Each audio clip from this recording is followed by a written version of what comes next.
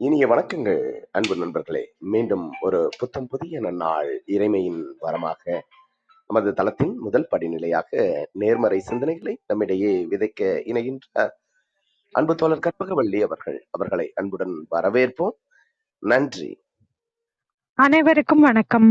இப்பிரபஞ்ச வெளியில் நீக்கமர நிறைந்திருக்கும் பரம்பொருளே, உம்மை வணங்குகின்றோம். உந்தன் அளப்பரிய அன்பால் எங்களுக்கு கிடைத்திட்ட பெற்றோர்கள், வழிகாட்டிகள், உற்றார், உறவினர்கள், நண்பர்கள் மற்றும் ஒவ்வொரு உயிருள்ள ஆன்மாக்கள் மற்றும் உயிரற்ற பொருட்களுக்காகவும் மனம் நிறைந்த நன்றி. உந்தன் அபரிமிதமான படைப்பால் இப்பூவுலகு உந்தன் எழில் நிறைந்த இயற்கையாலும் நிறை வளங்களாலும் நீடித்த நலங்களாலும் ஆகச்சிறந்த நேர்மறை எண்ணங்களாலும் இவ்வுன்னத உலகிலும் எங்கள் உயிர் துடிப்புள்ள உள்ளங்களிலும் நீக்கமர நிறைந்துள்ளது.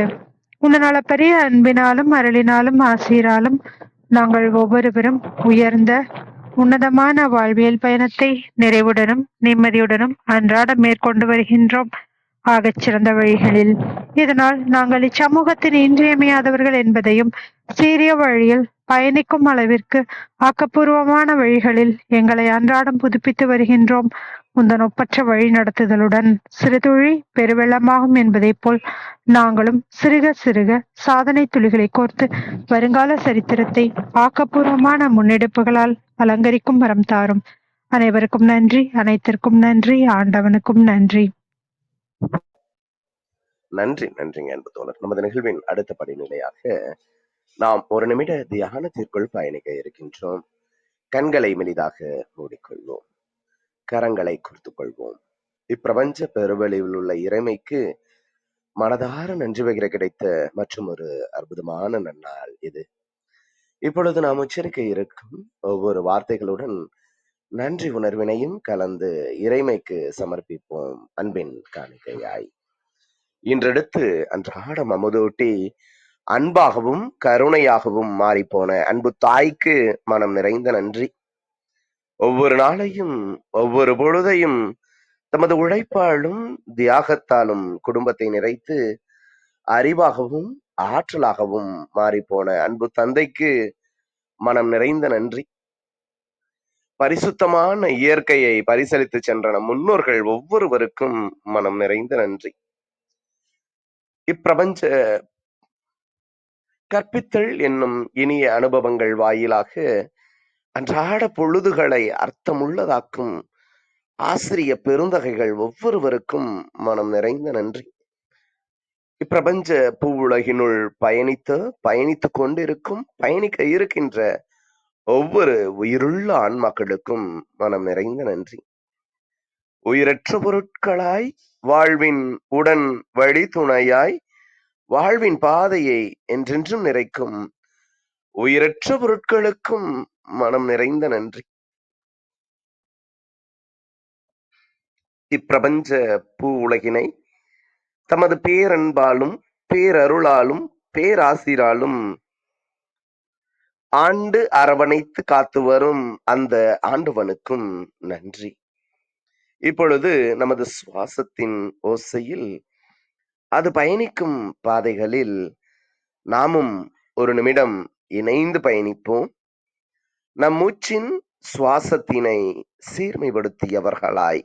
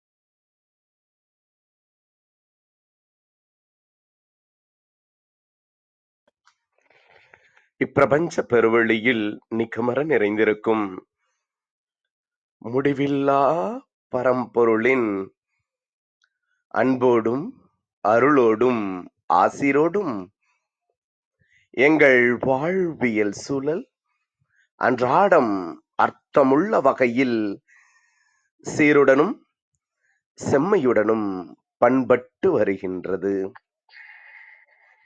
இதனால் இச்சமூகத்தின் சீரிய சிறந்த முன்மாதிரிகளாக நாங்கள் திகழ்வதோடு நில்லாமல் பல்வேறு சாதனைகளையும் அதன் வாயிலாக சரித்திரங்களையும் படைக்கும் அற்புத படைப்பாளிகளாக பரிணமிப்போம். இறைமைக்கு நன்றி.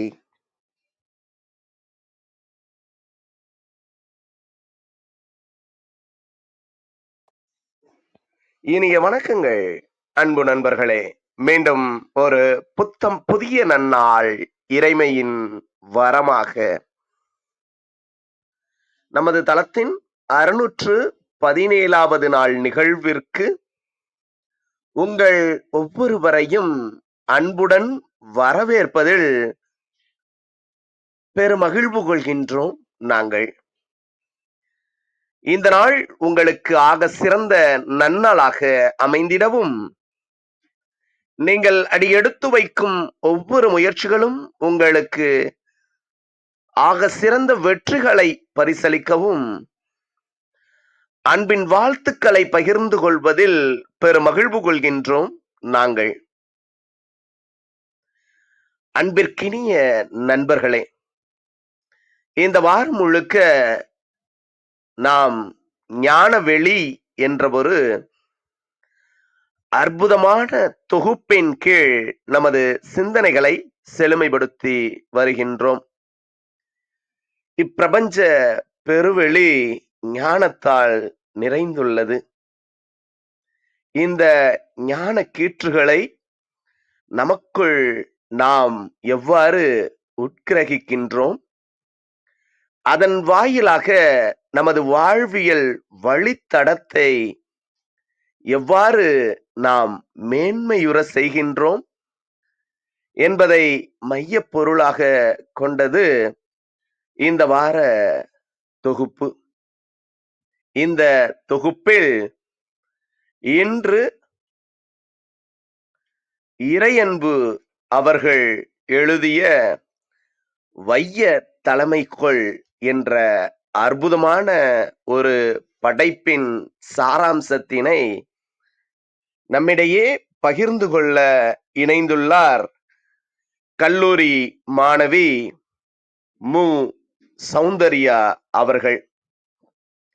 சமீப நாட்களாக ஒவ்வொரு மாதமும் நமக்கு ஒரு புத்தக பகிர்தலை அதிகாலை அன்பு பரிசாக வழங்கி வரும் 19 வயது நிரம்பிய கல்லூரியில் 2ஆம் ஆண்டு வரலாறு படிக்கக்கூடிய மாணவி எப்பொழுதும் நமக்குள் ஒரு பெரும் வியப்பை ஏற்படுத்திய கூடியவராக, வளர்ந்து வரும் ஆளுமையாக தமது கருத்து வளத்தை வெகு சிறப்பாக கையாண்டு நமது அவையில் முன்வைத்து வருகின்றார். அவரை நமது எளிய அழைப்பினை ஏற்று இன்றைய நிகழ்வின் சிறப்பு அழைப்பாளராக, சிறப்பு பேச்சாளராக இணைந்துள்ள கவிஞர் மு. சௌந்தர்யா அவர்களை சொல்லரங்க சொந்தங்களாகிய உங்கள் ஒவ்வொருவரின் சார்பிலும் சரித்திரம் படைப்போம் தளம் அவரை இந்நிகழ்விற்கு வருக வருக வருக என வரவேற்பதில் பெருமகிழ்வு கொள்கின்றது. வாருங்கள், அடுத்த 50 நிமிடங்கள் அற்புதமான சிறப்புரையில் இணைவோம்.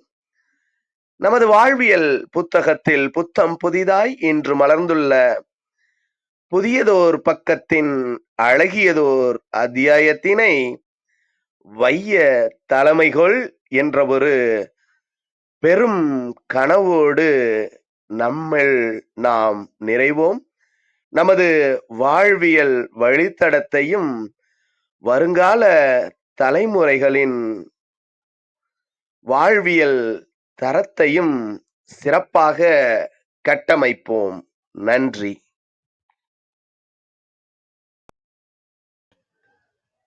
அனைவருக்கும் இனிய காலை வணக்கங்கள். இன்று இறையன்பு ஐயா அவர்களினுடைய வையத் தலைமைக்குள் என்னும் நூலினை பற்றிய ஒரு சாராம்ச கருத்துக்களை தான் கூற வந்திருக்கிறேன். இறையன்பு ஐயா அவர்களை நாம் எல்லோரும் அறிந்திருப்போம். மிகச்சிறந்த ஒரு நிர்வாக திறமை கொண்டவர். பல்வேறு மாவட்டங்களில் ஆட்சியராகவும், தமிழக அரசினுடைய பல்வேறு துறைகளினுடைய செயலாளராகவும், தலைமைச் செயலாளராகவும் பணியாற்றிவிட்டு 2023ஆம் ஆண்டில் தனது 60 வயது நிரம்பிய பிறகு ஓய்வு பெற்றுள்ளார். இவர் தன்னுடைய பணி காலங்களில் கூட புத்தக வாசிப்பதற்கும், புத்தகங்களை எழுதுவதற்கும் என நேரம் ஒதுக்கி செயல்பட்டுள்ளார். சுமார் 150க்கும் மேற்பட்ட புத்தகங்களை இயற்றியுள்ளார். அவற்றில் ஒன்றுதான் இந்த வையத் தலைமைக்குள். இந்நூலின் தலைப்பை பார்த்தவுடன் ஏற்படக்கூடிய அந்த சந்தேகம் என்னவென்றால், வையத் தலைமைக்குள். வையம் என்றால் உலகம் அப்படின்னு பொருள்படும். அப்படி என்றால் உலகத்திற்கே எப்படி ஒருவரின் தலைமையின் கீழ் கொண்டு வருவது? உலகையே எப்படி ஆள்வது? இதற்கு எல்லாம் ஒரு விடை எங்கு இருக்கிறது என்றால், இந்நூலில் முன்னுரையில் இறையன்பு ஐயா அவர்கள் குறிப்பிட்டிருக்கிறார். ஒரு மிகச்சிறந்த ஒரு பதிலாக எனக்கு தோன்றியது என்னவென்றால், வையம் என்பது பூகோள பரப்பு மட்டுமல்ல, அது மனங்களின் பரப்பு. மாவட்டமும் வையமே, மாநிலமும் வையமே, உணவகமும் வையமே, வர்த்தக மையமே வியாபாரிகளுக்கு வையம், கிராமமே அந்த ஊர் தலைவருக்கு வையம், குடும்பமே அந்த குடும்ப தலைவருக்கு வையம். ஆக ஒரு மிகச்சிறிய ஒரு குடும்பத்தை ஆள்வதற்கு தேவையானது ஒரு நிர்வாகத் திறமையாகும். இந்த ஒரு குடும்பத்தை ஆள்வதற்கு தேவையான இந்த நிர்வாக திறமைகளை இறையன்பு ஐயா அவர்கள் இந்நூலில் 46 பண்பு நெறிகளை குறிப்பிட்டிருக்கிறார். இந்த 46 பண்பு நெறிகளை பின்பற்றினாலே நாம் மிகச்சிறந்த ஒரு தலைமையாக திகழலாம். இந்த நூலில் உள்ள இந்த 46 பண்புகளிலும் ஒவ்வொரு பண்பையும் அந்தந்த வரலாற்றில் இருக்கக்கூடிய ஒரு பேரரசர்களிடையே அந்த ஒரு பண்பு இருந்திருக்கும். அந்த பேரரசர்களை பற்றிய குறிப்புகளை இந்நூலில் ஆசிரியர் தெளிவாக குறிப்பிட்டிருக்கிறார். அந்த ஒவ்வொரு பேரரசர்களை பற்றிய குறிப்புகளுடன் ஒரு நீதி கதைகள் போன்று ஒரு கதைகள் தொடக்கத்தில் கொடுத்திருப்பார். அந்த கதைகளை படிக்கும் பொழுது நம்மிடையே ஒரு புத்துணர்ச்சியை ஏற்படுத்தக்கூடியதாக அந்த கதைகள் இருக்கின்றன. இதில் முதலில் உழைப்பே உயர்ந்த ஓய்வு என்ற ஒரு நெறி குறிப்பிட்டிருக்கிறார் ஆசிரியர். உழைப்பே உயர்ந்த ஓய்வு என்றால், நாம் உழைக்கின்றோம், உழைத்துவிட்டு படுத்து தூங்குவது மட்டுமே நமக்கு ஆன ஓய்வு கிடையாது. அந்த ஓய்வு என்பது நாம் செய்த அந்த பணிகள், நாம் அளித்த அந்த உழைப்பானது எப்படி மற்றவருக்கு பயனுள்ளதாய் இருக்கிறது என்பதை சிந்தித்து பார்ப்பதற்காகத்தான் அந்த ஓய்வு நேரத்தை நாம் தேர்ந்தெடுத்து கொள்ள வேண்டும். இதற்கு ஒரு உதாரணமாக, கிமுவில் 1479 முதல் 1425ஆம் ஆண்டு வரை ஆட்சி செய்த மன்னன் 3ஆம் துட்மோஸ் அப்படின்னு சொல்லுவாங்க. இவர் எகிப்திய நெப்போலியன் அப்படின்னும் அழைக்கப்படுவாரு. ஒரு திறமைமிக்க ஒரு வீரனாக 20 ஆண்டுகள் இவன் ஆட்சி பண்ணியிருக்கார் அந்த மன்னர். அதில் 17 ஆண்டுகள் படையெடுப்புகள் மட்டுமே நிகழ்த்தி இருக்கிறார். வெற்றி மட்டும்தான் இவருக்கு ஒரு முக்கிய குறிக்கோளா இருந்திருக்கு.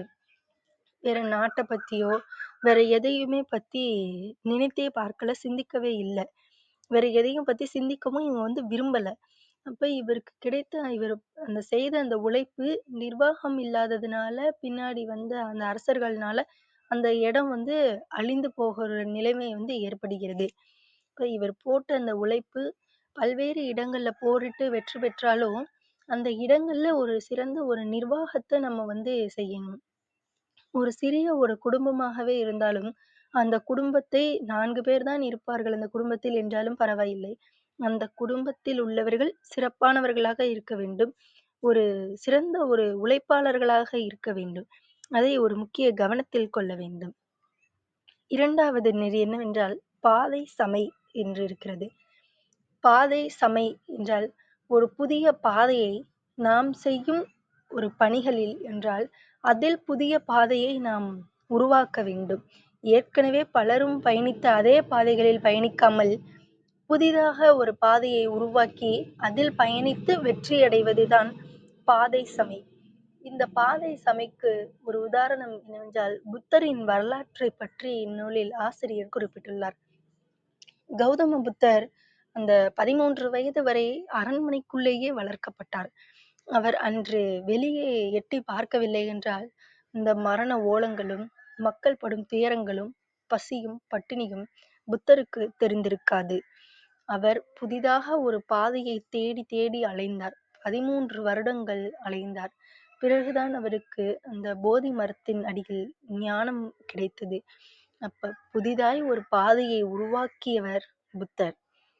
3வது பண்பு நெறி என்னவென்றால், இறுதி வரை இயங்கு. இதில் நூலில் குறிப்பிட்டுள்ள இந்த 46 பண்பு நெறிகளை நாம் சிறந்து விளங்கினாலே போதும், நல்ல ஒரு தலைமையாளராக திகழ முடியும். இறுதி வரை இயங்கு என்றால், எந்த ஒரு காரியத்திலும் இறங்கிவிட்டோம் என்றால் அந்த காரியத்தை முடித்து வெற்றியோடு தான் திரும்ப வேண்டும் என்ற உறுதியாக இருக்க வேண்டும். இதற்கு ஒரு உதாரணமாக, பாரசீக சாம்ராஜ்யத்தை வடிவமைத்தவர் சைரஸ் என்னும் மன்னன். அந்த சைரஸ் மனித உரிமைகள், அரசியல், இராணுவ உத்திகளில் மிகவும் கெட்டிக்காரனாக திகழ்ந்திருக்கிறார். தன்னுடைய எதிரிகளை கூட தன்னுடைய செயல்பாடுகளின் மூலமாக நண்பனாக்கிக் கொள்ளக்கூடியவன்.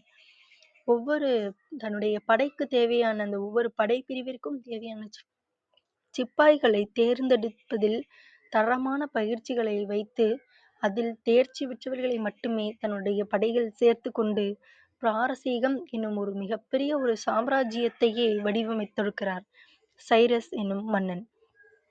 அவரை போன்று எந்த ஒரு செயலிலும் இறங்கினால் தரமாக அந்த செயலை செய்து இறுதி வரை இயங்க வேண்டும். 4வது பண்பு நெறி என்னவென்றால், வயது ஒரு தடை அல்ல. நாம் இன்று எந்த ஒரு செயலையும் செய்வதற்கு முன்பு, இதெல்லாம் என் வயசுல செய்ய முடியுமா என்று ஒரு கேள்வி நம்முள் தோன்றும். ஆனால் அந்த கேள்வியை தகர்க்க வேண்டும். நேற்று நான் நாளிதழில் ஒரு செய்தியை படித்தேன். என்னவென்றால், 75 வயது நிரம்பிய ஒரு மூதாட்டி தடகள போட்டிகளில் கலந்து கொண்டு வெற்றி பெற்றுள்ளார். 2 பதக்கங்களும் வென்றுள்ளார். அப்பொழுது நினைத்தேன், இது இந்த மாதிரி வயதை காரணம் சொல்லி பணியினை செய்யாமல் தன்னுடைய திறமைகளை வெளிக்காட்டாமல் இருக்கக்கூடிய பலருக்கும் இவர் ஒரு முன்னுதாரணமாக திகழக்கூடியவர் என்று நினைத்தேன். அதை இந்த நேரத்தில் உங்களிடையே பதிவு செய்யவும் விரும்புகிறேன். இந்த வயது ஒரு தடைகல்ல என்பதற்கு ஒரு உதாரணம் கன்பூஷியஸை பற்றி ஆசிரியர் குறிப்பிட்டுள்ளார்.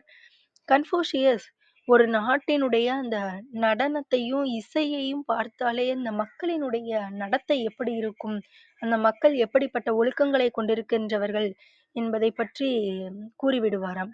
அந்த மக்களினுடைய நடனம், இசையை மட்டுமே பார்த்து நடத்தையை அறியலாம். வயதானாலும் எல்லா பணிகளையும் கன்பூஷியஸ் செய்து கொண்டேதான் இருந்தார். எந்த ஒரு பணியையும் எனக்கு வயதாகிவிட்டது என்பதற்காக ஒதுக்கி வைக்கவோ வேண்டாம் என்று நிராகரிக்கவோ இல்லை.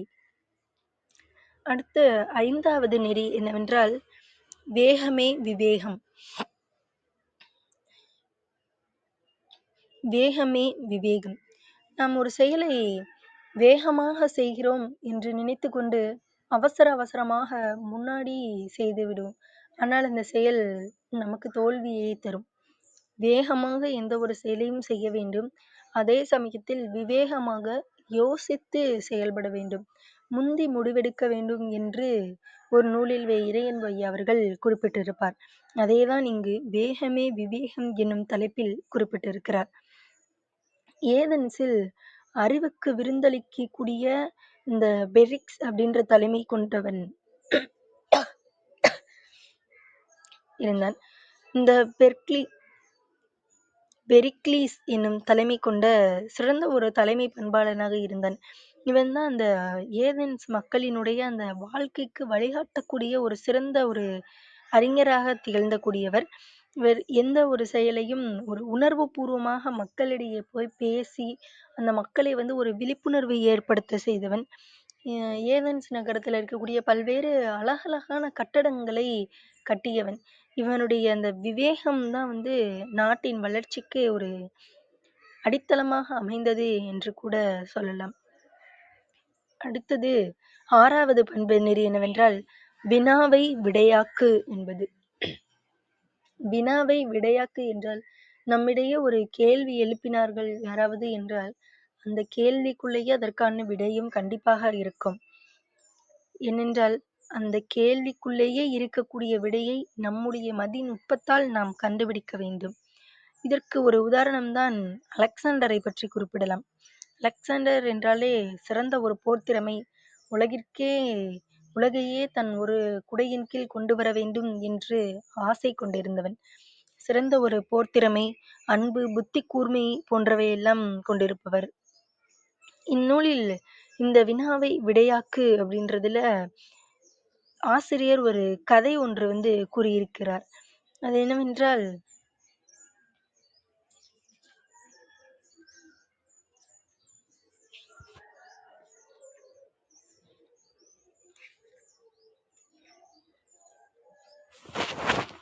அலி அகமது அப்படின்னு ஒரு 2 பேர் வந்து இருந்திருக்காங்க. அவங்க வந்து ஒரு 8 நீள் ரொட்டிகள மூவருக்கும் சமமா பிரித்து கொடுத்து, சாப்பாடு முடிந்ததும் அந்த புதியவர் வந்து ஒரு புதியவர் அலி அகமது அப்படின்ற ஒரு 2 பேர்கிட்ட வந்து, "எனக்கு பசிக்குது, எனக்கு சாப்பாடு குடுங்க" அப்படின்னு சொல்லி கேட்குறாங்க. அவங்க 2 பேத்துக்கிட்டயும் அலி கிட்ட வந்து 3 நீள் ரொட்டிகள் இருந்தது. அகமது கிட்ட 5 நீள் ரொட்டிகள் வந்து இருந்தது. இந்த 2 பேரும் வந்து அந்த புதியவருக்கு தங்கள்ட்ட இருந்த கொஞ்சம் கொஞ்சம் உணவ வந்து குடுக்குறாங்க. அந்த முதியவர் சாப்பிட்டு விட்டு அந்த மொத்தம் வந்து அவங்க வந்து 8 நீள் ரொட்டிகளை பிரித்து கொடுத்திருக்கிறார்கள்.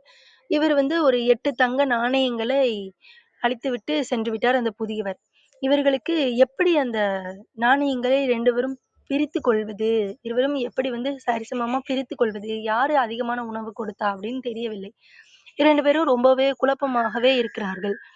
அதற்கு பிறகு இதை வந்து ஒரு சிறந்த ஒரு அறிஞர் இதற்கு பதிலளித்திருக்கிறார். எப்படி என்றால், ஒரு காலிஃபா அவர். இந்த 5 நீள் ரொட்டிகளை அளித்தவருக்கு தான் 7 தங்க நாணயமும், 3 நீள் ரொட்டிகளை அளித்தவருக்கு 1 தங்க நாணயமும் பிரித்தளிக்கப்பட வேண்டும் அப்படின்னு சொல்லி தீர்ப்பு கொடுக்கிறாரு. ஏன் இப்படி எப்படி இப்படி வரும் அப்படின்னு சொல்லி கேட்கும் பொழுது, இந்த 8 நீள் ரொட்டி துண்டுகளையும் அது வந்து நீளமா இருக்கு. முதல்ல அத வந்து 3 பேருக்கு சரிசமமாக பிரித்து கொடுக்க வேண்டும் இல்லையா? அதனால அதை எளிதா எப்படி செய்யலான்னா, ஒரு ரொட்டிகளையும் அ 3ஆக பிரிக்கலாம். ஒரு நீள் ரொட்டிகளையும் 3ஆக பிரித்தோம்னா, மொத்தம் வந்து 8 நீள் ரொட்டிகளுக்கும் 24 துண்டுகள் வந்து கிடைக்கும்.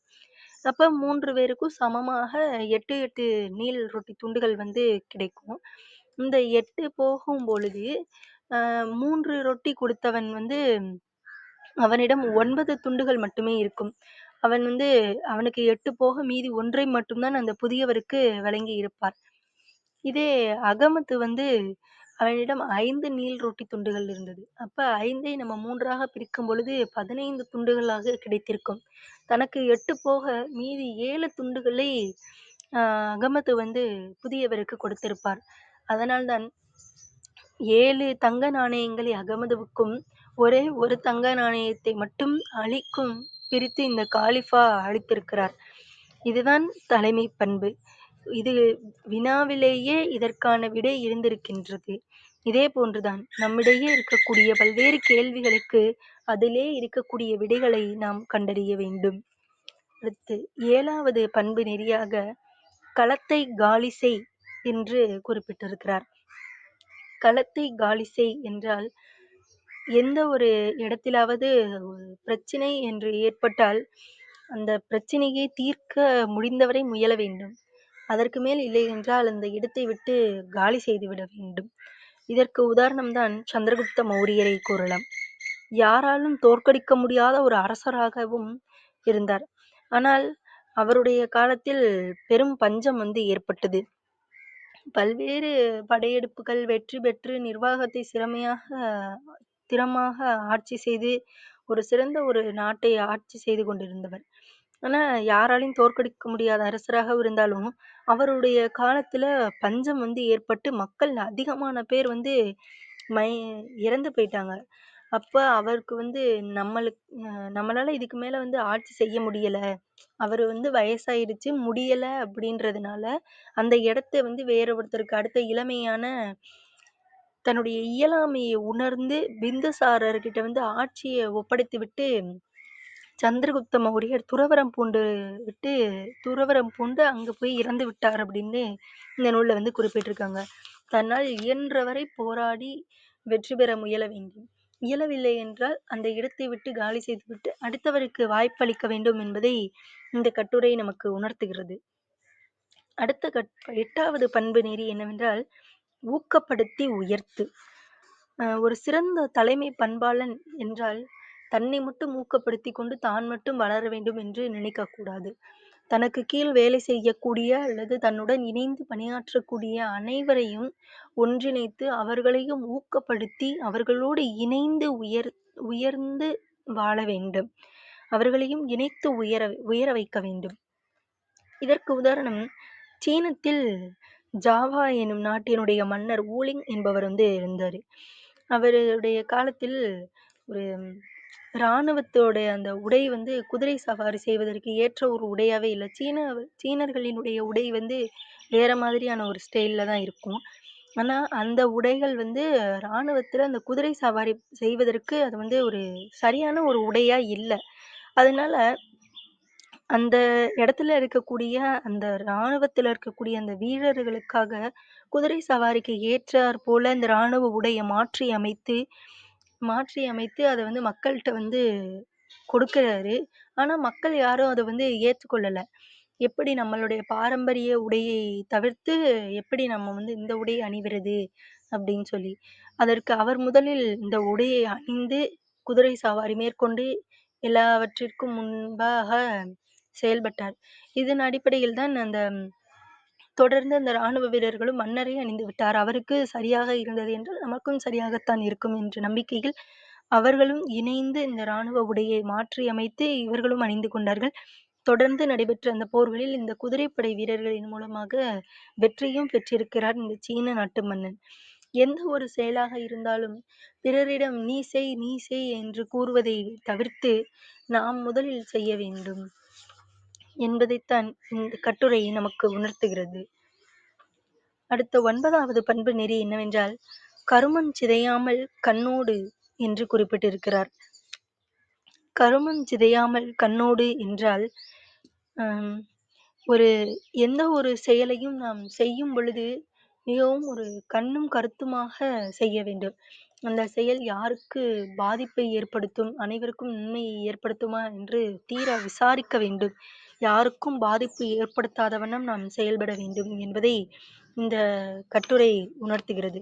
இதில் உதாரணம் யாரென்றால் அசோகரின் குணநலன்களை பற்றி குறிப்பிட்டிருக்கிறார்.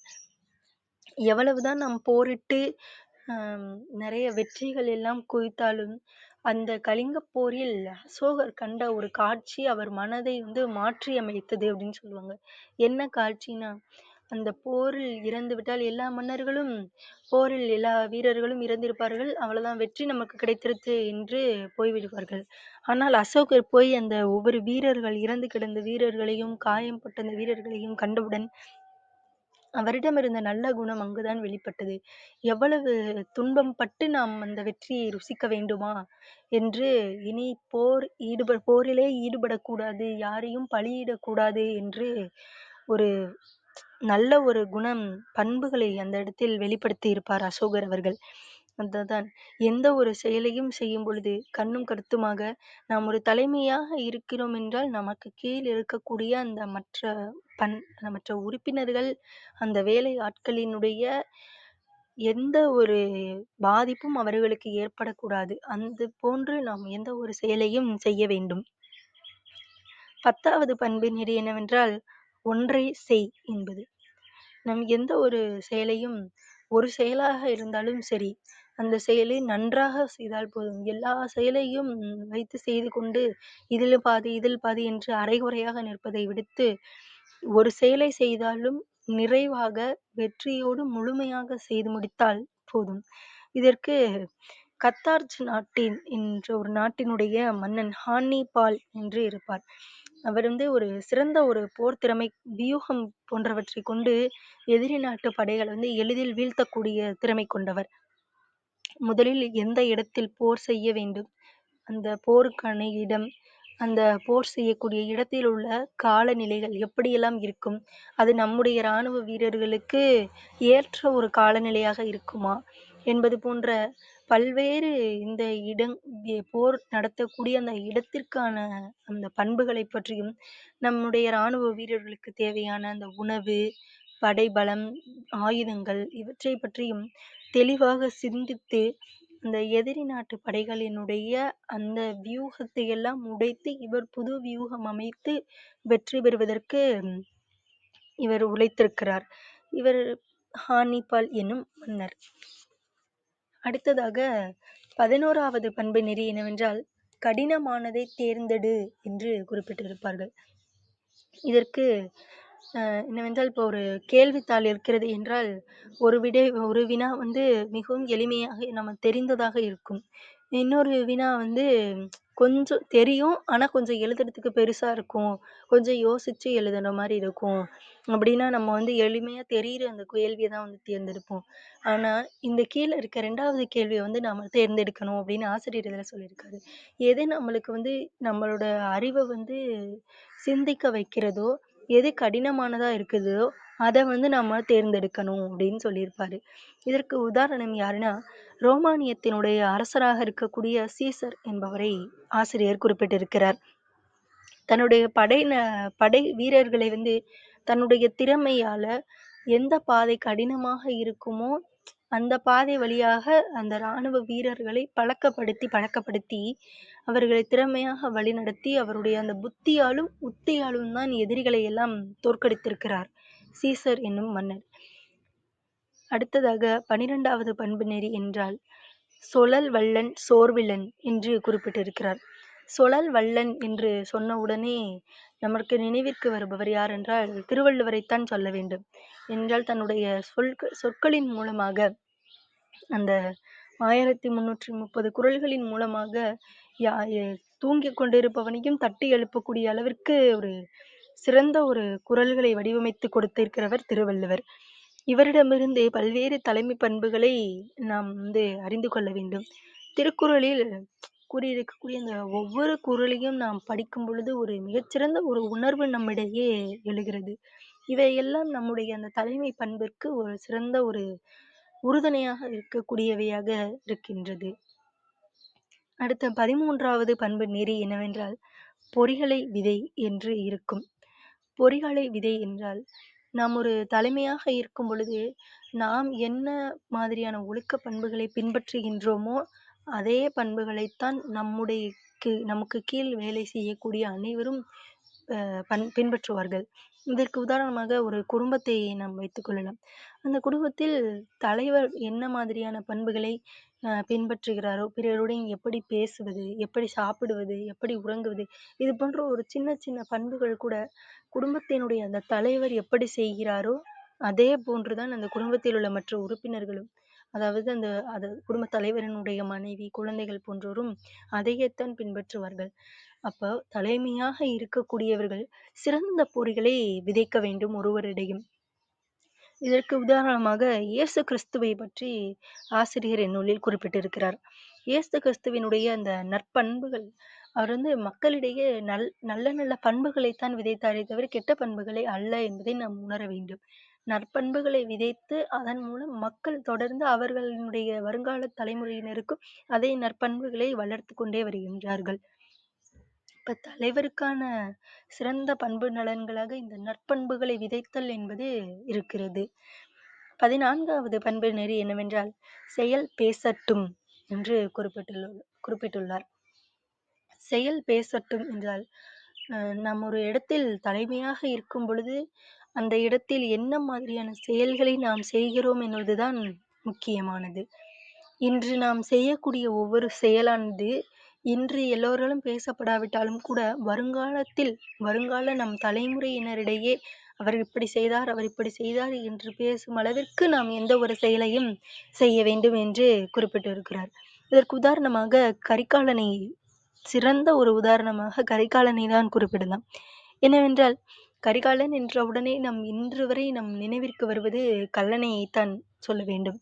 அவருடைய காலத்தில் ஒரு சிறந்த ஒரு ஆட்சி முறை, எல்லோரும் பார்த்து ஆங்கிலேயரே பார்த்து இப்படி ஒரு கல்லணையை கட்டினதற்கு இப்படி ஒரு கட்டுமான முறையா என்று ஆங்கிலேய அரசும் பார்த்து வியந்தது என்றால் அந்த கல்லணை தான்.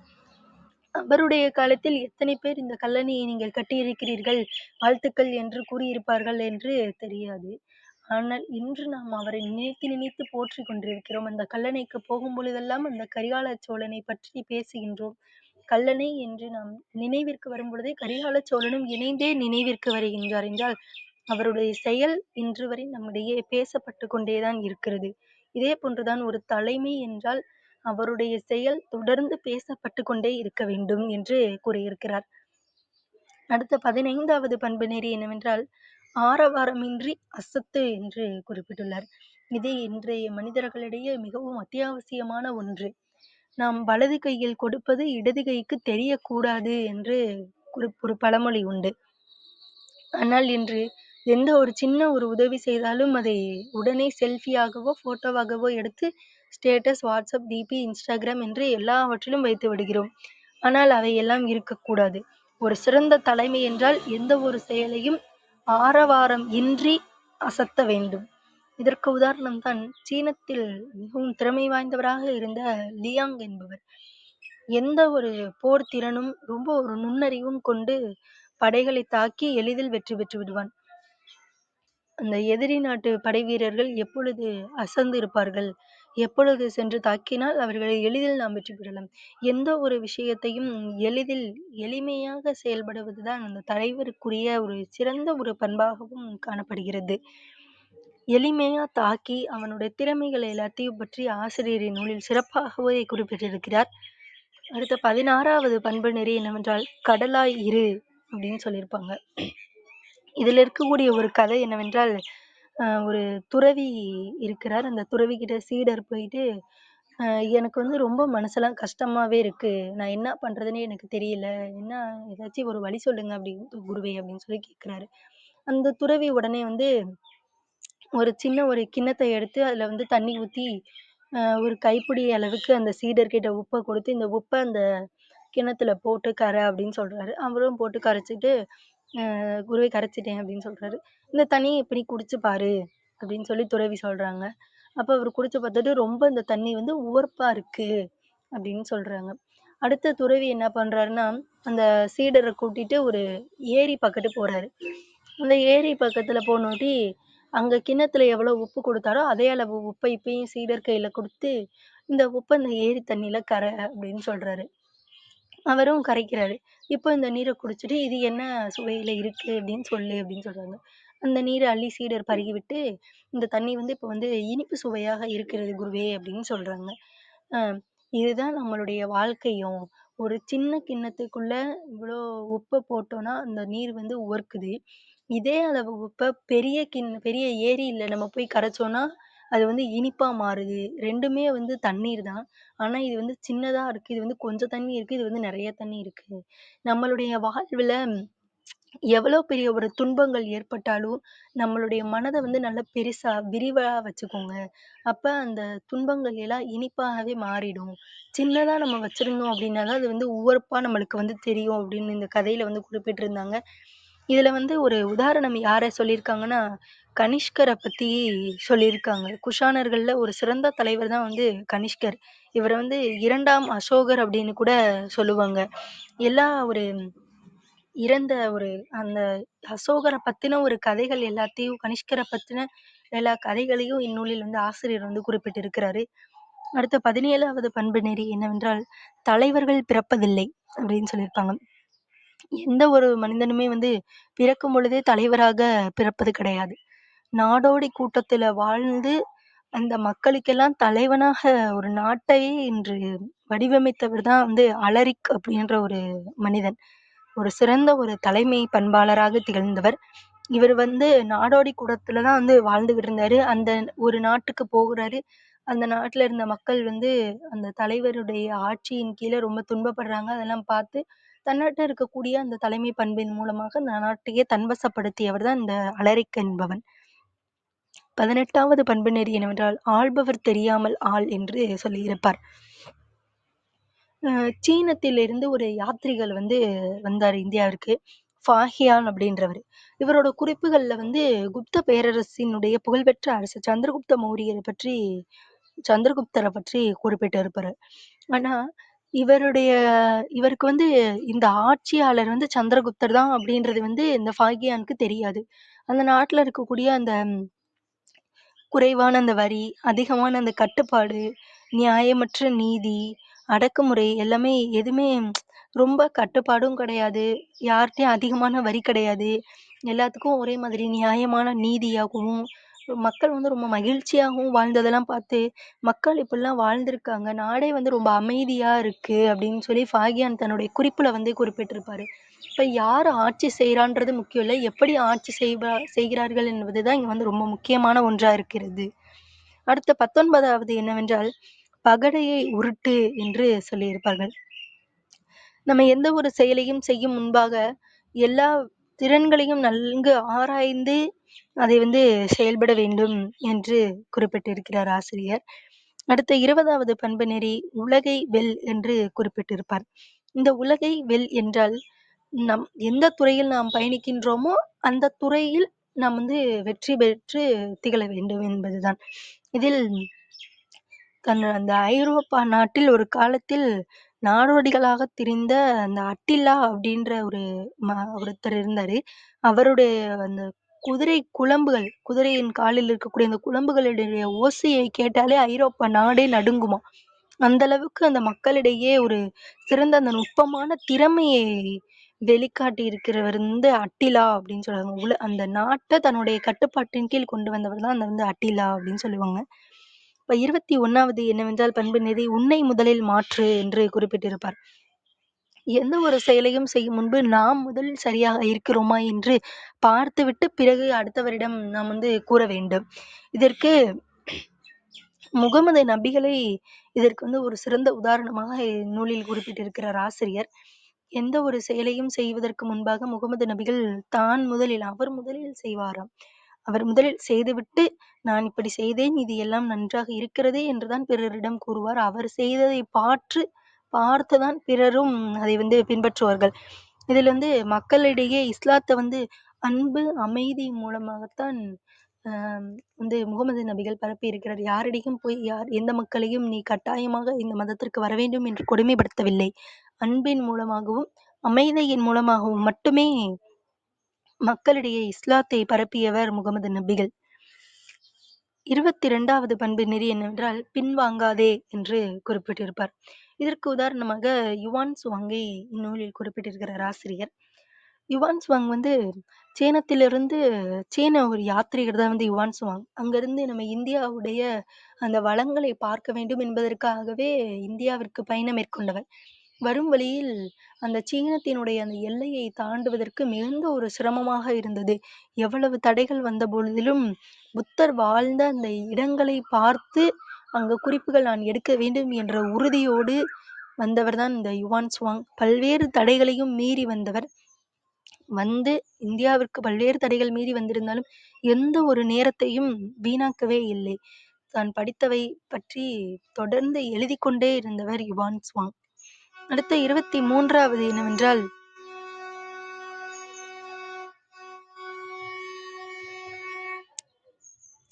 ஆவணப்படுத்து என்று கூறியிருப்பார்கள். ஆவணப்படுத்து என்றால் எந்த ஒரு செயலையும் நாம் செய்யும் பொழுது அதை வந்து ஆவணப்படுத்த வேண்டும். ஏனென்றால் இந்திய வரலாறு இன்று முழுமையாக நமக்கு கிடைக்காமல் போனதற்கு காரணமே இந்த ஆவணப்படுத்தாமல் விட்டதுதான். ஆனால் ஐரோப்பிய வரலாறு, ஹர்ஷர் பற்றிய வரலாறு போன்றவையெல்லாம் நமக்கு முழுமையாக ஐரோப்பிய வரலாறு எல்லாம் முழுமையாக நமக்கு அப்படியே கிடைக்கின்றன. அதற்கு காரணம் அங்கிருந்தவர்கள் அதுவற்றை எல்லாவற்றையும் ஆவணப்படுத்தி வைத்திருக்கின்றார்கள். அதுதான் மிகச்சிறந்த ஒரு காரணம். எந்த ஒரு செயலையும் செய்யும் பொழுது அதை ஆவணப்படுத்த வேண்டும் என்பது முக்கியமான ஒன்று. அடுத்த 24வது பண்பு நெறியாக என்னவென்றால், களத்தில் இறங்கு என்று குறிப்பிட்டிருப்பார். போர்க்களத்தில் இறங்கி போராடி வெற்றி வாகை சூடக்கூடியவன் தான் ஒரு சிறந்த தலைவனாக இருப்பான். வெளியிலேயே நின்று கொண்டு நீ போர் செய், நீ போர் செய் என்றால் எந்த ஒரு வீரனும் போர் செய்ய முடியாது. அவனும் கூடவே இறங்கி வந்து செயல்பட்டால் மட்டுமே நமக்கு வெற்றியை வாகை சூட முடியும். இதற்கு உதாரணம் தான் ரோமானிய பேரரசரான அந்த சார்லமேன் என்பவரை ஆசிரியரின் நூலில் சிறப்பாக குறிப்பிட்டிருக்கிறார். அடுத்தது வந்து எச்சத்தால் எழுந்து நில் அப்படின்னு சொல்லி 25வது பண்பு நெறியாக ஆசிரியர் குறிப்பிட்டுள்ளார். என்னவென்றால் எச்சத்தால் எழுந்து நில். எச்சம் என்றால் ஒரு விட்டு வைத்த அந்த மிச்சத்தை கூட எச்சம் அப்படின்னு வந்து சொல்லலாம். இப்ப பல்லவ மன்னன் மாமல்லபுரம் என்றாலே நமக்கு பல்லவ மன்னன் அந்த மகேந்திரவர்மனை பற்றிய நினைவுகள் எல்லாம் ஏற்படும்.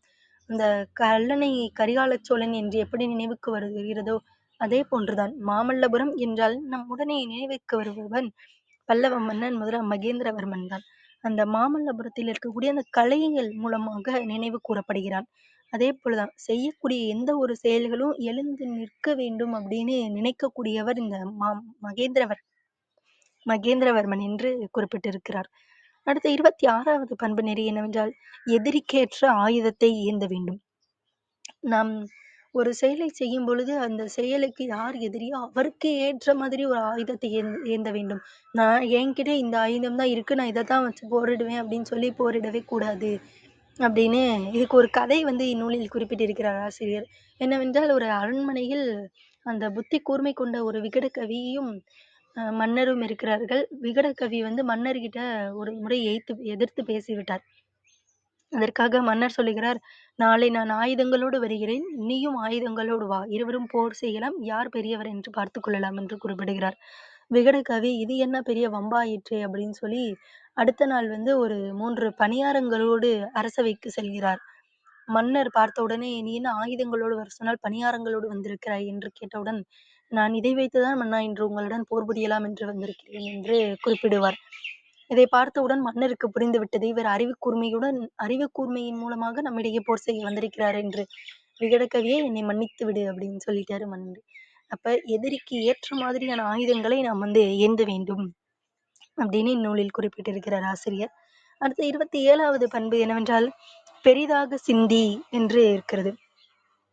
தஞ்சையை வந்து இந்த ராஜராஜேஸ்வரம் அப்படின்ற இந்த ராஜராஜ சோழன் வந்து கட்டின இந்த பெரிய ஒரு சிறப்பான ஆட்சி முறையை பற்றி இந்நூலில் ஆசிரியர் வந்து குறிப்பிட்டிருக்கிறார். ரொம்ப தொலைநோக்கு பார்வையோடு சிந்தித்து தலைமை பண்புல இருக்கக்கூடியவங்க வந்து செயல்பட வேண்டும் என்பதை பற்றியும் இந்நூலில் வந்து குறிப்பிட்டிருக்கிறார். அடுத்த 28வது பண்பு நெறி என்னவென்றால், தட்ட தாவு என்று இருக்கிறது. வில்லியம் அப்படின்னு ஒரு புத்தி கூர்மை கொண்ட ஒரு மன்னனை பற்றி தான் இந்த நூல்ல வந்து ஆசிரியர் வந்து இந்த தலைப்புல கொடுத்திருக்கிறாரு. எந்த ஒரு செயலையும் மத்தவங்க செய்ய நம்ம வந்து இன்னும் கொஞ்சம் முன்னேறி கொண்டே இருக்க வேண்டும் என்பதை பற்றி கூறியிருக்கிறார். அடுத்த 29வது பண்பு நெறி என்னவென்றால், கட்டியதை காப்பாற்று அப்படின்னு இருக்கும். எந்த ஒரு செயலையும் நம்ம வந்து செய்யும் பொழுது அந்த செயல் எளிமையா செய்து விடுவோம். ஆனா இப்ப நம்ம வந்து ஒரு ஒரு ஒரு ரூல் வந்து கொண்டு வரோம் அப்படின்னா, அந்த ரூல்ஸ் வந்து மக்கள் எல்லாரும் தொடர்ந்து பின்பற்றணும். அததான் வந்து இதுல வந்து சொல்லியிருக்காங்க. சோழ மன்னன் வந்து ராஜேந்திர சோழன் வந்து கங்கை கொண்ட சோழபுரத்துல அந்த கோயிலை வந்து கட்டுறாரு. அந்த கோயிலை கட்டி அதை எப்படியெல்லாம் வந்து பாதுகாக்கணும் அப்படின்றத வந்து சிந்தித்து அதற்கு தகுந்த மாதிரி செயல்பட்டவர். இந்த ராஜேந்திர சோழன் கிட்ட இருக்கக்கூடிய ஒரு மிகச்சிறந்த ஒரு பண்பு என்னவென்றால், தந்தையை மதிக்கக்கூடிய பண்பு. தன்னுடைய தந்தை வந்து தஞ்சையில கட்டின அந்த கோயிலை விட நாம ஒரு இன்ச்சு கூட பெருசா கட்டிடக்கூடாது அப்படின்றதுல ரொம்ப வந்து கவனமாக செயல்பட்டு, தஞ்சை கோயிலோட கரெக்டான அளவு ஆனா கொஞ்சம் சின்னதா கட்டினவர் தான் வந்து ராஜேந்திர சோழன். அவரை பற்றி நூலில் சிறப்பாக ஆசிரியர் வந்து குறிப்பிட்டிருப்பார். அடுத்த 30வது பண்பு நெறி என்னவென்றால், விசுவாசத்திற்கு விலை இல்லை அப்படின்னு சொல்லலாம். நம்முடைய வரலாற்றை வந்து திருப்பி பார்த்தோம் அப்படின்னா, அந்த வரலாற்றுல இருக்கக்கூடிய அந்த தோல்வி அடைந்த மன்னர்கள் எல்லாருமே வந்து தன்னிடம் இருக்கக்கூடிய அந்த வீரத்தினாலேயோ, தன்னிடம் இருக்கக்கூடிய அந்த செயல்பாடுகளினாலேயோ எதுவும் தோற்றிருக்க மாட்டார்கள். வீரத்த குறைத்து அதனால தோல்வி அடைந்திருக்க மாட்டாருங்க. இந்த விசுவாசம் இல்லாததுனால தான் தோல்வி அடைந்திருப்பார்கள். கட்டபொம்மன் தூக்கிலிடப்பட்டதற்கு காரணம் என்னன்னா, இன்னொரு மன்னருடைய அந்த விசுவாசமின்மை தான் காரணமா இருந்தது. இதே தான் செங்கிஸ்கான் பற்றி இதுல சொல்லியிருப்பாங்க. செங்கிஸ்கான் தோல்வி அடைந்ததற்கு காரணமும் இந்த மங்கோலிய படை எல்லாத்தையும் ஒன்றுபடுத்தி கொண்டு போனதுக்கு தோல்வி அடைந்ததற்கு காரணமும் விசுவாசம் இல்லாதது தான் அப்படின்றதுன்னு சொல்லியிருப்பாங்க. அப்ப அந்த தலைமையா இருக்கக்கூடியவங்களுக்கு கீழ இருக்கக்கூடியவங்க எல்லாரும் ஒரு சிறந்த ஒரு விசுவாசமா இருக்கணும் அப்படின்னா, அதுக்கு தகுந்த மாரி அந்த தலைமை பண்பில் இருக்கக்கூடியவர்கள் சிறந்த பண்பாளராக திகழ வேண்டும். அடுத்த 31வது பண்பு நெறி என்னவென்றால், முற்றிலும் அழி அப்படின்னு சொல்லியிருப்பாங்க. இது இன்னைக்கு நம்ம இந்திய வரலாறுல இந்த முகலாய பேரரசர்கள் தோன்றியதற்கு காரணமே இந்த முற்றிலும் அழிக்காமல் விட்டது தான் அப்படின்னு சொல்லியிருப்பாங்க. ஏன் அப்படின்னா, முகலாயர்கள் அக்பர் முதல்ல வந்த பொழுது ஆஹ்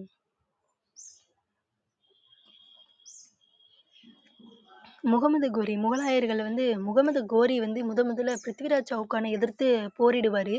அப்பொழுது முதல் தரையின் போர்னு நடைபெறும். தரைன்ற இடத்துல நடைபெற்ற அந்த போர்ல பிருத்திவிராஜ் சவுகான் முகமது கோரிய கண்ணை பார்த்து கொஞ்சம் தாக்கி அவர் தோல்வி அடைந்து அவர் போயிடுவாரு, திரும்பி போயிடுவாரு. இவர் நான் தான் வெற்றி பெற்றேன் அப்படின்னு சொல்லிட்டு ரொம்ப சந்தோஷமா இருப்பாரு. ஆனா இவர் பிருத்திவிராஜ் கோரிய முழுமையா அழிக்காம விட்டதுனாலதான் அவர் மறுபடியும் 2ஆம் தரையின் போருக்கு வந்தாரு. அப்பதான் முகமது கோரி பிருத்திவிராஜ் சவுகானை முழுமையா தோற்கடித்து அவனை கொன்று விட்டு இந்தியாவுல முகலாய பேரரசை தொடங்குறதுக்கு ஒரு அடித்தளம் விட்டிருக்காரு. அப்ப எந்த ஒரு எதிரியாக இருந்தாலும் அவனை முற்றிலுமாக அழிக்க வேண்டும் என்பதில் குறிப்பிட்டிருக்கிறார் ஆசிரியர். அடுத்த 32வது பண்பு நெறி என்னவென்றால், உழைப்பை மகிழ்ச்சியாக்கு என்று இருக்கும். செங்கிஸ்கானுடைய பேரன் குப்லாய் கான் அப்படின்னு இருப்பாரு. அவர் போர் செய்வாங்க. அந்த காலங்கள்ல கூட அந்த படைக்களம் போர்க்களம் இருக்கும் பார்த்தீங்களா, அந்த போர்க்களத்துல போயிட்டு வீரர்கள் எல்லாத்தையும் ரொம்ப உற்சாகப்படுத்தி பேசி பாட்டு போட்டு நல்லா டான்ஸ் ஆடி அந்த உற்சாகத்தோட போருக்கு போவாங்க. இப்படிலாம் பண்ணும் பொழுது அந்த போர் வீரர்கள் அந்த இசையினுடைய அந்த மகிழ்ச்சியில ததும்பி அந்த புத்துணர்ச்சி பெற்று எதிரிகளோட போரிட்டு வெற்றி பெறுவார்கள். இப்ப எந்த ஒரு வேலையும் செய்யும் பொழுது ரொம்ப ஒரு மகிழ்ச்சியாக நாம் செய்யும் பொழுது அந்த வேலை நமக்கு மிகவும் எளிமையாகவே முடியும். அடுத்த 33வது என்னவென்றால், முடியும் என்றால் முடியும். இதுல இந்த சடையவர்மன் சுந்தர பாண்டியன் அப்படின்ற ஒரு ஆட்சியாளர் பாண்டிய மன்னரை பற்றி தான் குறிப்பிட்டிருப்பாங்க. இவர் தான் சோழர்கள்ட்ட இருந்த அந்த பாண்டிய பேரரசை மீட்டு பிற்கால பாண்டிய பேரரசு அப்படின்ற ஒண்ணு தோற்றுவித்தவரே யாருன்னா இந்த சடையவர்மன் சுந்தர பாண்டியனை தான் சொல்லியிருப்பாங்க. அப்ப நம்மளால முடியும் அப்படின்னு நம்ம ஏதோ ஒரு செயலை நினைக்கிறோம் அப்படின்னா கண்டிப்பா நம்மளால முடியும். நம்மளால முடியலைன்னா வேற யாராலையும் முடியாது அப்படின்றதை மட்டும் நம்ம நினைவில் கொள்ள வேண்டும் என்று குறிப்பிட்டிருக்கிறார் ஆசிரியர். அடுத்த 34வது என்னவென்றால், மூலமானது மூலம் முக்கியமல்ல என்று குறிப்பிட்டிருப்பார். பைப்பர்ஸ் அப்படின்ற ஒரு மன்னன் இருந்தான். ரொம்ப கொடூரமானவன் தான், அடக்குமுறையாளன் தான். ஆனா அவன்கிட்ட இருக்கக்கூடிய அவனுடைய அந்த தன்னம்பிக்கை மட்டும்தான் அவனுடைய தலைமை பண்புக்கு மிக முக்கியமான காரணமாகவே இருந்தது. ராஜநாகம் போல தன்னம்பிக்கையோடு சீறி எழுபவர்கள் தான் அவர்களுக்கு எதிராக இருக்கக்கூடிய அந்த எதிரிகளையும் அவருக்கு அந்த மரக்கட்டை என்றும் குச்சியால் குத்தியவர்களையும் துவம்சம் செய்ய விஸ்வரூபமாக எடுக்கிறார்கள். தன்னம்பிக்கையை மட்டும் நாம் வாழ்வில் என்றுமே விட்டுவிடவே கூடாது என்பதை தெளிவாக ஆசிரியர் குறிப்பிட்டிருக்கிறார். 35வது என்னவென்றால், நிர்வாகத்தை நிமிர்த்து என்று குறிப்பிட்டிருப்பார். நிர்வாகம் என்றாலே வரலாற்றில் நம் நினைவிற்கு வருபவர் அலாவுத்தீன் கில்ஜி தான். அவர் படிக்கவில்லைதான். தன்னுடைய மாமனாரை ஜலாலுத்தீனை கொன்றுவிட்டு ஆட்சி கட்டிலில் அமர்ந்தவர் தான்.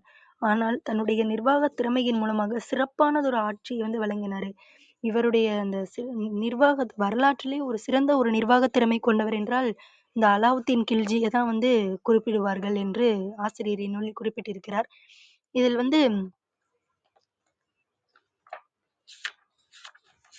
இந்த அலாவுத்தீன் கில்ஜி அவருடைய காலத்தில் மக்கள் எல்லோருக்கும் மலிவான விலையில அந்த அத்தியாவசிய பொருட்கள் கிடைப்பதற்கும், இராணுவத்தில் எப்படி வெற்றி பெற வேண்டும் என்று இராணுவத்தை சீரமைத்ததற்கும், மங்கோலியர்களை விரட்டி அடித்தல் அந்த வீரத்தை பற்றியும், அந்த குறைந்த செலவுல பெரிய அளவிலான அந்த இராணுவங்களை பராமரித்து கிளர்ச்சிகள் எல்லாத்தையும் நசுக்கி அரசியலை ஒரு ஒரு நம்பிக்கையோடு அவர் வந்து செய்திருக்கிறார். அடுத்து எல்லா பாதைகள்லயும் மக்களுக்கு பாதுகாப்பை ஏற்படுத்தி கொடுத்து, சந்தைகள்ல வந்து மக்களுக்கு நேர்மையான ஒரு வியாபாரத்தை ஏற்படுத்தி கொடுத்திருக்கிறார். நிறைய கோட்டைகள், மசூதிகள், குளங்கள் எல்லாம் அமைத்து, அவற்றில் இருக்கிறது எல்லாத்தையும் புனரமைத்து, ஒட்டுமொத்தமா அவரோட 10 ஆண்டு ஆட்சி காலத்துல, அந்த வாய்மை, நீதிநெறி, நேர்மை போன்றவை வந்து இவர வந்து மக்கள் நினைவில் கொள்வதற்கு ஒரு சிறந்த ஒரு காரணங்களா இருந்தது அப்படின்னு கூட சொல்லலாம். எல்லா ஒரு எந்த ஒரு அறிஞர்களையோ, இல்ல மகத்தான மனிதர்களையோ இவர் வந்து ஆதரிக்காமலே, ஆனா தன்னுடைய நிர்வாக திறமையின் மூலமாக சிறப்பாக ஆட்சி புரிந்தவர் என்றால், அலாவுத்தீன் கில்ஜியை தான் குறிப்பிட வேண்டும். 36வது என்னவென்றால், பயமுறுத்தல் நீடிக்காது. அ எந்த ஒரு ஒரு மன்னர வந்து நம்ம பயமுறுத்துறோம்னா, அந்த பயமுறுத்தல் வந்து ரொம்ப தூரத்துக்கு வந்து நீடித்துக் கொண்டே இருக்காது. அத வந்து நம்ம வந்து தொடர்ந்து செயல்பாடுகளின் மூலமாகத்தான் அத வந்து நிலைநிறுத்த முடியும் என்று குறிப்பிட்டிருக்கிறார். அடுத்த 37 வந்து பொறுப்பை உணர் என்று குறிப்பிட்டிருக்கிறார் ஆசிரியர். நமக்கு தலைமை என்றால், அவருக்கு என்னென்ன பொறுப்புகள் இருக்கிறதோ, அவற்றை சிறப்பாக செய்ய வேண்டும். அடுத்தது 38வது பண்பு நெறி என்னவென்றால், மூளையை முளிதாக்கு என்று குறிப்பிடுகிறார். நம்முடைய செயல்திறனை நன்கு சிந்தித்து, அதற்கு தகுந்தாற்போல் செயல்பட வேண்டும். எதையும் மிகவும் அவசரமாக செயல்படக்கூடாது என்று குறிப்பிடுவார். அடுத்த 39 என்னவென்றால், "இடுக்கண் வருங்கால் நகுக" என்று குறிப்பிட்டிருக்கிறார். பாபர் வந்து முகலாய ஆட்சியில 12 வயதுல ஆட்சி கட்டிலில் அமர்ந்தாலும், அவருடைய அந்த சிறிய படையோட இந்தியாவிற்கு வந்து இப்ராஹிம் லோடிக்கு எதிரா புதுமையான அந்த ஒரு ஆட்சி முறையை கொண்டு வந்து பீரங்கி படையை பயன்படுத்தி பாபர் வந்து இங்க வெற்றி பெற்றிருப்பார். அப்ப எந்த ஒரு துன்பம் வரும் பொழுதும் அந்த துன்பத்திற்கு எதிரா புதுமையா நம்ம வந்து ஒரு வழியை வந்து கண்டுபிடிக்க வேண்டும் என்று ஆசிரியர் குறிப்பிட்டிருக்கிறார். அடுத்து 40வது என்னவென்றால், கழிவிரக்கம் தவிர் என்று குறிப்பிட்டிருப்பார். கழிவிரக்கம் அப்படி என்றால், ஆம், இப்ப வந்து ஒரு பதவியில இருக்காங்க அப்படின்னா, நான் முன்னாடி இவ்வளோ கஷ்டப்பட்டேன், இவ்வளோ துன்பப்பட்டேன், இப்படிலாம் இருந்தேன், அப்படிலாம் இருந்தேன் அப்படின்னு சொல்லி தன்னுடைய புகழ பற்றி, தன்னுடைய அந்த பழைய காலத்த வரலாற்ற பற்றி தொடர்ந்து பேசிக்கொண்டே இருக்கக்கூடாது அப்படின்னு சொல்லுவாங்க. தன்னுடைய வாழ்வுல அந்த வரலாற வந்து எதுக்காக படிக்கிறோம், பிறரோட வாழ்க்கைய வந்து எதுக்காக படிக்கிறோம் அப்படின்னா, நம்மளுடைய வாழ்க்கையில துவண்டு விடாமல் இருப்பதற்காக மட்டும் தான் இந்த வரலாறையும், பிறருடைய வாழ்க்கையும் நம்ம வந்து வாசிக்கிறோம். அத வந்து நம்ம தொடர்ந்து சொல்லி காமித்துக் கொண்டே இருக்கக்கூடாது அப்படின்னு ஆசிரியர் இந்த இதுல வந்து சொல்லியிருப்பாங்க. அடுத்து 41வது வந்து ரொம்பவுமே முக்கியமானது என்னவென்றால், "கமுக்கமாய் காரியமாற்று" அப்படின்னு சொல்லுவாங்க. எந்த ஒரு செயலையும் நம்ம செய்யும் பொழுது, அமைதியா இருந்து அந்த செயல வந்து நம்ம வந்து சாதிக்கணும். எல்லாத்துக்கிட்டயும் சொல்லி, ரொம்ப ஆரவாரமா அத வந்து நம்ம வந்து செய்யக்கூடாது அப்படின்னு சொல்லியிருப்பாங்க. இதுல வந்து ஷெர்ஷா சூரிய தான் இதுக்கு வந்து உதாரணமா கொண்டிருக்கிறாரு. என்னவென்றால், அக்பருக்கு ஒரு பேரரசர் அக்பர். அவருக்கு ஒரு முன்னோடியா இருந்தவர் தான் இந்த ஷெர்ஷா சூரி. இவர் வந்து ஒரு வேற ஒரு இடத்துல இருந்து சிறிது காலத்திற்கு பிழைப்பிற்காக இங்க வந்தவர் தான். ஹுமாயூனுடைய ஆட்சி வந்து சிறப்பாக இல்ல. அதனால இவர் வந்து தன்னுடைய ஆட்சிய அந்த இடத்துல வந்து நிலைநாட்டியவர் ஷெர்ஷா சூரி. நிர்வாக திறமையின் மூலமா சுற்றி இருந்த எல்லா பகுதிகளையும் வென்று, போரிட்டு வென்று கொண்டே வந்து ஹுமாயூனுடைய படையையும் வெற்றி பெற்று, அங்க முகலாய பேரரசுல சிறிது காலம் வந்து ஆட்சி புரிந்தவர் ஷெர்ஷா. அடுத்து 42வது என்னவென்றால், "சாம்பலில் இருந்து எழு" என்று குறிப்பிட்டிருப்பார். எந்த ஒரு விஷயமாக இருந்தாலும் சரி, முழுமையாக செயல்பட முடியும்.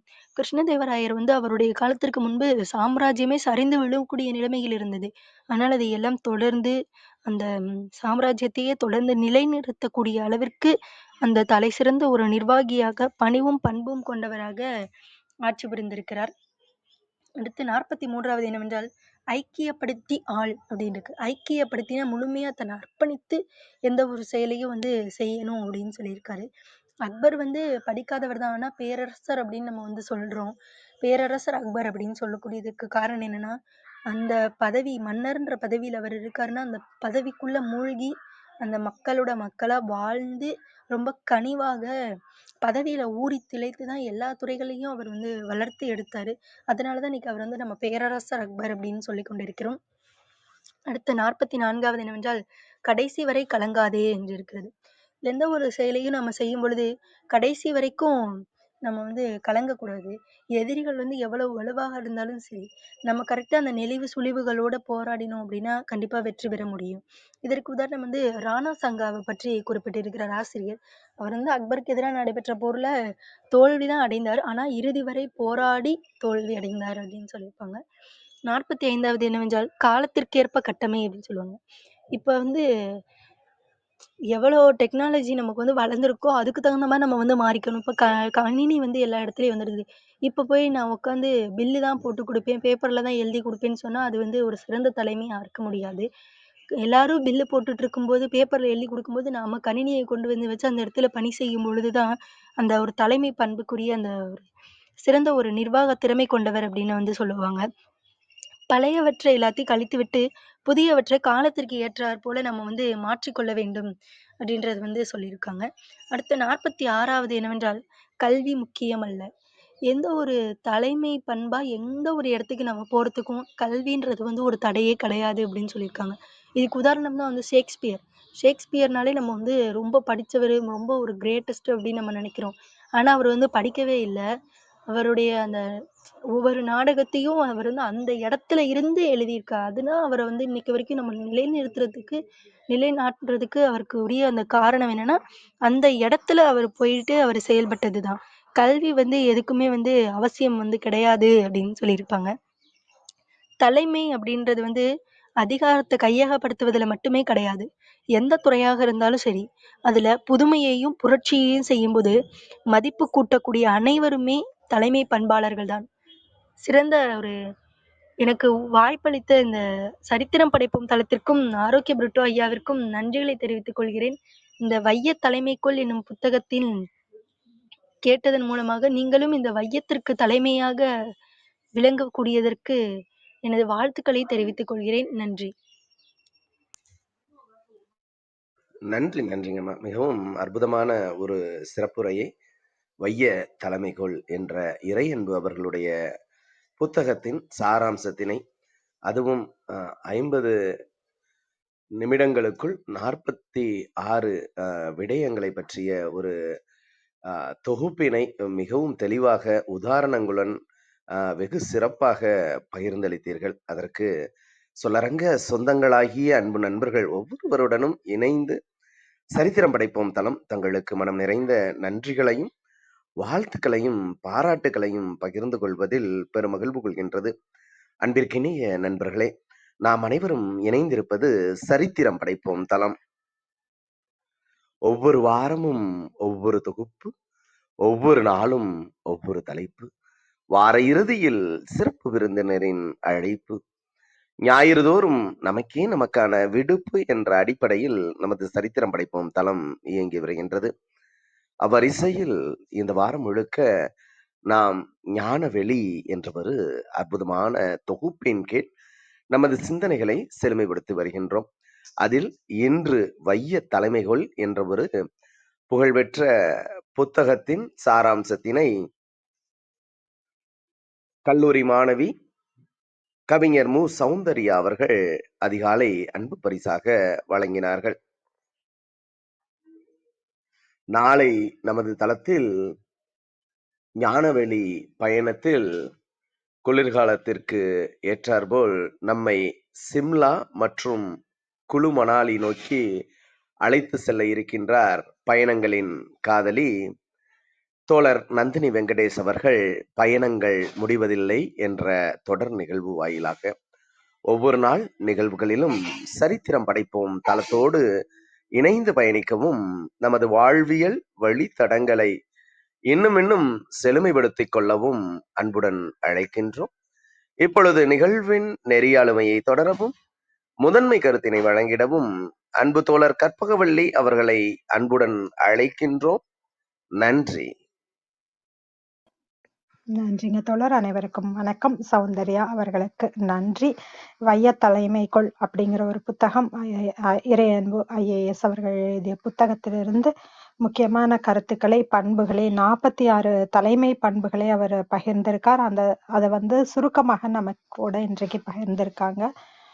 வைய தலைமைக்குள் அப்படின்னா, வையம் அப்படின்னா என்ன அப்படிங்கிற ஒரு பொருள் இருக்குன்னா, நம்ம ஒரு குடும்ப தலைவர் அப்படின்னா ஒரு குடும்பம் அப்படிங்கிறத வையம்னு எடுத்துக்கலாம். இல்ல ஒரு கிராமம்னா அந்த கிராமத்தின் தலைவர். இப்படி எதை நம்ம நிர்வகிக்கிறோமோ அத நம்ம ஒரு தலைமை பண்பை ஏற்று நடத்தக்கூடிய ஆளுமை இருக்கிறதா அப்படிங்கிறதான் வைய தலைமைக்குள் அப்படிங்கிறது. இந்த பல கதைகள் மூலமாக ஒவ்வொரு தலைமை பண்பையும் ஒவ்வொரு எடுத்துக்காட்டின் மூலமாக விளக்குகிறார். உழைப்பே உயர்ந்த ஓய்வு அப்படிங்கிறத சொல்றாரு. ஏன்னா நம்ம உழைக்கிற நேரம் போக ஓய்வான நேரத்துல எப்படி சரியாக உழைக்க முடியும் அப்படிங்கிறத யோசிக்கிறதுக்கான ஒரு நேரம் தான் ஓய்வு அப்படிங்கிறது. ஏன்னா ஒரு மன்னர் போர் வெற்றி பெறலாம், நிறைய போர்கள் வெற்றி பெற்றாலும் அந்த நிர்வாக திறமை அப்படிங்கிறது இல்லைன்னா அது எந்த வகையிலும் உபயோகமாக இருக்காது. புதிய பாதை வகுக்க வேண்டும் அப்படிங்கிறதும் புத்தர் மூலமாக சொல்றாரு. இறுதி வரை இயங்க வேண்டும். சைரஸ் அப்படிங்கிற ஒரு பாரசீக மன்னன் எப்படி இறுதி வரை இயங்கினார் அப்படிங்கிறதும், ஒரு 73 வயது பாட்டி மராத்தான்ல போட்டியிட்டாங்க. அவங்களையும் வச்சு இறுதி வரை இயங்க வேண்டும் அப்படிங்கிறத சொல்றாரு.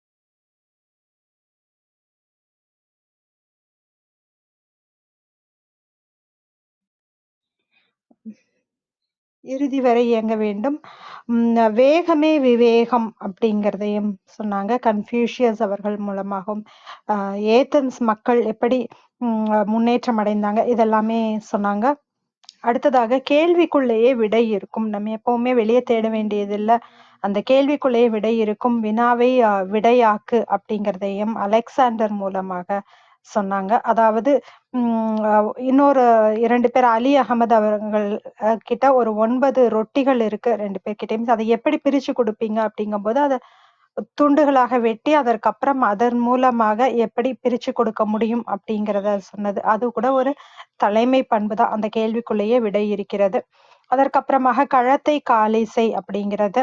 நமக்கு முடிந்த வரையும் போராட வேண்டும், இல்லைன்னா அந்த இடத்தை விட்டு நகர்ந்து விட வேண்டும். சந்திரகுப்த மௌரியர் முடியல அப்படிங்கும்போது அவர் துறவரம் போயிட்டாரு, தன்னோட ஆட்சியை கொடுத்துட்டு துறவரம் போயிட்டாரு. ஊக்கப்படுத்தி உயர்த்து, எப்பவுமே நம்ம முதல்ல அந்த வேலையை செய்யணும். சீன மன்னன் அவர் குதிரை சவாரி பண்ணும்போது ராணுவ உடை போட எல்லாருமே தயங்கப்போது தான் முதலில் போட்டு அந்த உடையை போட்டு மக்களை போடுறதுக்கு அவர் ஊக்கப்படுத்தினாரு. கருமம் சிதையாமல் கண்ணோடு வேலை செய்யணும் அப்படிங்கறது அசோகர் மூலமாக சொன்னாங்க. ஏன்னா அவரு போர் மட்டும் இல்ல, அந்த போரினால் இருந்தவர்களையும் பார்க்கறாங்க. அதன் மூலமாக விளக்குனாங்க. கடினமான பாதையை தேர்ந்தெடுக்க வேண்டும் அப்படிங்கிறத சீசர் மன்னர் மூலமாக நம்ம எப்பவும் எளிமையானதை முதல் எடுக்கக்கூடாது, கடினமானதை தேர்வு செய்ய வேண்டும் அப்படிங்கறத சொன்னாரு. சொலல் வல்லன் சோர்விலன் அப்படிங்கிறதும் ஒரு பண்பு. இயேசு அவர்கள் நிறைய நற்பண்புகளை நம்மிடையே விதைத்து விட்டு சென்றிருக்கிறார். செயல்தான் பேச வேண்டும் அப்படிங்கிறத கரிகாலன் அவர்கள் கல்லணை கட்டி இன்றைய வரை நம்ம பேசிக் கொண்டிருக்கிறோம். அதன் மாதிரியாக செயல்கள் செய்ய வேண்டும். ஆரவாரம் இன்றி அசத்து, நம்ம செய்யறதை இன்னைக்கு வாட்ஸ்அப்ல ஃபேஸ்புக்ல நம்ம போட்டுக்கிறோம், அந்த மாதிரி இல்லாமல் நம்ம அமைதியாக நம்மளுடைய வேலைகளை செய்ய வேண்டும். தலைவர்கள் பிறப்பதில்லை, உருவாகிறார்கள் அப்படிங்கிறது கனிஷ்கர் அவர்கள் 2ஆம் அசோகர் அப்படின்னு நம்ம சொல்றோம். அந்த அளவுக்கு அவர் ஒரு தலைவராக பிறப்பெடுக்காமல் அவர் தலைவராக உருவாகிறார். யார் ஆள்பவர் அப்படின்னு தெரியலனாலும் அந்த ஆட்சி எப்படி இருக்கு அப்படிங்கிறது தான் முக்கியம். ஆள்பவர் தெரியாமல் ஆள் அப்படிங்கிறது. அடுத்ததாக உலகை வெல் அப்படிங்கிறது, நம்ம எந்த துறையில வேலை செய்யறோமோ அந்த துறையில சிறப்பா வேலை செய்யணும். உன்னை முதலில் மாற்று அப்படிங்கிற பண்பு, அது முகமது நபி அவர்கள் அன்பு அப்படின்னு சொன்னதை சொல்லாமல் தானும் பின்பற்றி அதற்கப்புறம் மற்றவர்களுக்கு அதை பின்பற்றுமாறு செய்தார். பின்வாங்காதே, யுவாங் சுவாங் அவர்கள் பின்வாங்கல. அவர் இந்தியாவுக்கு வந்தாரு, பல விஷயங்களை செஞ்சாருனாலும் எப்பொழுதுமே அவர் பின்வாங்கவில்லை. ஆவணப்படுத்து, நிறைய வெளிநாடுகள்ல ஆவணப்படுத்தி வைப்பாங்க, இந்தியாவில் அந்த பழக்கம் மிகவும் கம்மியாக இருக்கிறது. களத்தில் இறங்கு அப்படிங்கிறது. எச்சத்தால் எழுந்து நில் அடுத்த பண்பு. பல்லவ மன்னன் கட்டிய அந்த மாமல்லபுரம் இன்றைக்கும் நம்ம பேசிக்கிட்டு இருக்கோம். அந்த அளவுக்கு நம்ம செய்யற செயல்கள் எழுந்து நிற்க வேண்டும் எப்பவுமே. எதிரிக்கு ஏற்ற மாதிரியான ஆயுதங்களை நாம் தயார் செய்து கொள்ள வேண்டும். தட்ட தாவு அப்படிங்கிறது அடுத்த பண்பு. கட்டியதை காப்பாற்று அப்படிங்கிறதும் எப்படி ராஜராஜ சோழனை ராஜேந்திர சோழன் வச்சு அந்த ஒரு உதாரணமாக சொன்னாங்க. விசுவாசத்திற்கு விலை இல்லை. நிறைய நாடுகள் அழிந்து போனதற்கு காரணம் விசுவாசம் இல்லாததுனாலதான், அது ரொம்ப முக்கியம் அப்படிங்கிறத சொன்னாங்க. அடுத்ததாக முற்றிலும் அழி. எந்த ஒரு விஷயத்தையும் முழுதா முடிக்காம விட்டுட்டோம்னா அது திரும்பவும் நமக்கு ஒரு பிரச்சனையாக வரும். அதனால முழுதாக முடித்து விட வேண்டும். அதுவும் ஒரு போர் மன்னனை விட்டு வச்சதுனால திரும்பவும் போர் நடந்ததுங்கிறத வச்சு சொன்னாங்க. இந்தியாவிலேயே முகலாய பேரரசு வந்ததற்கான காரணமும் இதுதான். அதற்கப்புறம் உழைப்பை மகிழ்ச்சியாக்கு. நம்மால முடியாவிட்டால் வேறு யாராலும் முடியாது. மூலம் முக்கியம் அல்ல அப்படிங்கிறத அலாவுதீன் கில்ஜி அவர்கள் அவர் வந்த வழி மன்னராக வந்த வழி சரியில்லை என்றாலும் நிர்வாகத்திறன் மூலமாக தன்னை நிரூபித்தார். பயமுறுத்துவது நீடிக்காது, மூளையை முழுதாக்கு, இடுக்கண் வருங்கால் நகுக, கழிவிரக்கம் தவிர், கமுக்கமாய் காரியம் ஆற்று, சாம்பலில் இருந்து எழு, ஐக்கியப்படுத்தி ஆள், கடைசி வரை கலங்காதே, காலத்திற்கு ஏற்ப கட்டமைக்க வேண்டும், கல்வி முக்கியமல்ல அப்படிங்கிறது ஷேக்ஸ்பியர் மூலமாக ஒரு உதாரணம் மூலமாகவும் சொன்னாங்க. இப்படி வையத்தலைமைகள் அப்படிங்கிற புத்தகத்துல இருந்த 46 பண்புகளை மிகவும் சுருக்கமாக 50 நிமிடத்திற்குள் நம்மிடையே கவிஞர் சௌந்தர்யா அவர்கள் பகிர்ந்திருக்கிறார். மிக்க நன்றிங்க சௌந்தர்யா. விஜயகுமாரி அம்மா வணக்கம், நீங்க பேசலாம். நன்றிகள் அம்மா. வாழ்க வையகம், வாழ்க வையகம், வாழ்க வளமுடன். குருவாழ்க, குருவே துணை. சரித்திரம் படைப்போம் தளத்திற்கு நன்றி. அதை எடுத்து தினந்தோறும் சரித்திரம் படைத்து கொண்டிருக்கும் கருணை உள்ளம் ஆரோக்கியப்பட்ட ஐயா அவர்களுக்கு பல கோடி நன்றிகள். அதில் பயணித்து கொண்டிருக்கும் சிந்தனை சிற்பி கற்பகவல்லி அம்மா, கற்பனை களம் ரேவதி அம்மா, சித்திரம் படைக்கும் வேல்ராஜ் ஐயா, அனைவருக்கும் என் மனமார்ந்த நன்றிகளும் வாழ்த்துக்களும். இன்று நம் தளத்தில் வந்து 617 ஞானவெளி வையத்தலைமைக்குள் கவிஞர் மு. சௌந்தர்யா அவர்களுக்கும் என் மனமார்ந்த நன்றிகள். மற்றும் நம் குழுவில் குழுமி இருக்கும் அனைத்து அன்பு உள்ளங்களுக்கும் என் மனமார்ந்த நன்றிகளும் வாழ்த்துக்களும். வாங்க வாழ்த்தும் பயனுக்கு போயிடலாம். கண்களை மூடி அமைதியை உட்கார்ந்துக்கும். நாம் அமர்ந்துள்ள இந்த இடம் முழுவதும் நல்ல தூய தெய்வீக ஆற்றலே நிரம்பின. அதே உணர்ந்து பாருங்க. அருட்பேராற்றல் உடலிலே உயிரிலே அலை அலையாக பாய்ந்து நிரம்புவதை உணர்கிறோம். அன்னைக்கு வணக்கம், தந்தைக்கு வணக்கம், அருள்நிறை ஆசான் வேதாத்திரி மகர்ஷி அவர்களுக்கு வணக்கம். குருவாழ்க, குருவே துணை. அருட்பேராற்றல் இரவும் பகலும் எல்லா நேரங்களிலும் எல்லா இடங்களிலும் எல்லா தொழில்களிலும் உறுதுணையாகவும் பாதுகாப்பாகவும் வழிநடத்தியாகவும் அமையுமாக. வாழ்க வளமுடன், வாழ்க வளமுடன், வாழ்க வளமுடன். அருட்பேராற்றல் கருணையினால் இங்குள்ள அனைவரும் நல்ல உடல்நலம், நீல ஆயுள், நிறை செல்வம், உயர் புகழ், விஞ்ஞானம் பெற்று சிறந்தோங்கி வாழ எல்லாம் வல்ல இறைநிலையோடு இணைந்து வாழ்த்தி மகிழ்கின்றேன். வாழ்க வளமுடன், வாழ்க வளமுடன், வாழ்க வளமுடன். இறையாற்றலே பக்கத்துணையாகவும் பக்கபலமாகவும் இருந்து வழி நடத்துவாராக. நன்றிகள் அம்மா. அம்மா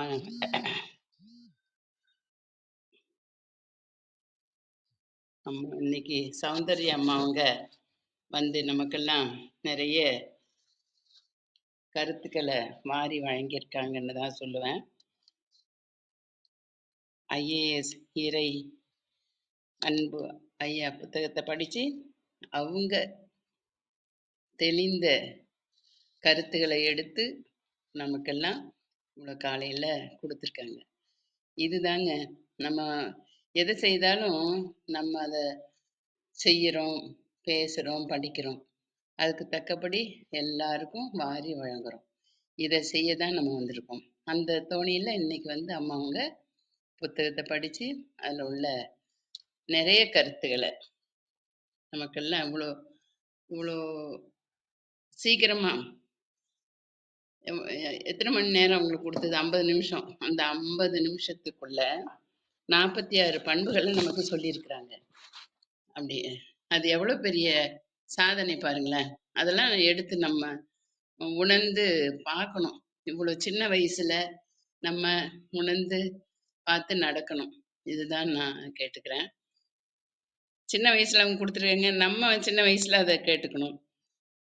அப்புறம் சொன்னாங்க, வயது வந்து ஒரு தடையே இல்லைங்க. 76 வயசுல ஒரு அம்மா சாதனை படைச்சிருக்காங்கன்னு சொன்னாங்க. ஆமா, அதை நானும் சொல்லுவேன். எனக்கும் இப்ப வயசு 76 ஆயிட்டுது. அதனால வயசு ஒரு தடையே இல்லை. நான் எப்பவும் சின்ன பிள்ளை மாதிரி தான் இருப்பேன். என்கிட்ட பழகுனவங்களுக்கு தெரியும், பேசினவங்களுக்கு தெரியும். மனசுல எதுவும் வச்சுக்க கூடாது. அதுதான். அந்த வயசு, இந்த நம்மளால முடியாது, இத செய்தாதான் இது அப்படிலாம் கிடையவே கிடையாது. எது நமக்கு கிடைக்குதோ, வழியில போயிட்டே இருக்கிறோம். நமக்கு என்ன கிடைக்குதோ அதை எல்லாரும் கொடுக்கணும். நம்ம என்ன செய்யணுமோ அதை எல்லாருக்கும் பகிரணும். இதுதாங்க வாழ்க்கை. இதை வச்சுக்கிட்டு நம்ம இது என்னது ஒண்ணுது அப்படின்னு போட்டி போடுறது, அதெல்லாம் ரொம்ப தப்பானது. ஆனா இந்த காலத்து பிள்ளைங்க வந்து நம்ம சொல்றத வந்து ஏத்துக்க மாட்டேங்கிறாங்க. அந்த மாதிரி இந்த காலத்துல இருந்து இந்த பிள்ளை சௌந்தர்யா அவங்க இந்த சின்ன வயசுல எவ்வளவு கருத்து பாருங்களேன். அப்ப இந்த அம்மா வந்து வாழ்க்கையில மேலும் மேலும் நல்ல உயர்வடைவாங்க அப்படிங்கிறது என்னுடைய எண்ணம். அதனால அவங்கள நான் வாழ்த்துறேன். அப்புறம் இன்னும் நிறைய நிறைய புத்தகங்களை வாசித்து இந்த மாதிரி எல்லாம் எங்களுக்கெல்லாம் கொடுக்கணும் அப்படின்னு நான் கேட்டுக்கிறேன். ஐயா சொன்ன மாதிரி ரொம்ப திறமைசாலி, பண்பானவர்கள், பாசமானவர்கள். அப்படிப்பட்டவங்களுக்கு தான் இந்த கருணை உள்ளம் வரும். அன்பும் கருணையும் யாருக்கெல்லாம் இருக்கும்னா அந்த இறைநிலையோடு உணர்ந்தவங்களுக்கு தான் இருக்கும். அதே மாதிரி புத்தகங்கிற அந்த இறையோட இவங்க கலந்து நமக்கெல்லாம் சொன்னது எனக்கு ரொம்ப சந்தோஷமா. நீங்க நீங்களும் உங்கள் அன்பு குடும்பமும் உங்கள் அன்பு தாய் தந்தையரும் நல்ல உடல் நலம், நீளாயுள், நிறை செல்வம், உயர் புகழ், விஞ்ஞானம் பெற்று சிறந்தோங்கி வாழ வேண்டும். வாழ்க வளமுடன், வாழ்க வளமுடன், வாழ்க வளமுடன். நன்றிகள் அம்மா. உங்கள் அன்பான வாழ்த்துக்கும் கருத்துக்களுக்கும் நன்றிங்க அம்மா. விந்திய கௌரி அம்மா வணக்கம், நீங்க பேசலாம். அனைவருக்கும் வணக்கம்.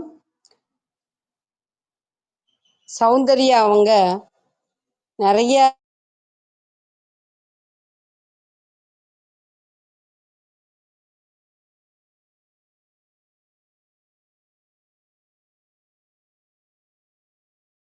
நீரை நிலம் வந்து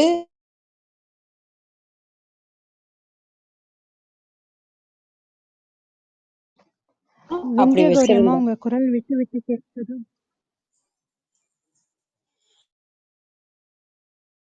அன்றைக்கே அதற்கான பொறியாளரை தேர்ந்தெடுத்து அவன் அருமையா கல்லணை கட்டியிருக்கான். அந்த கல்லணையை நான் பார்த்திருக்கேன், நிறைய பேர் பார்த்திருப்பீங்க.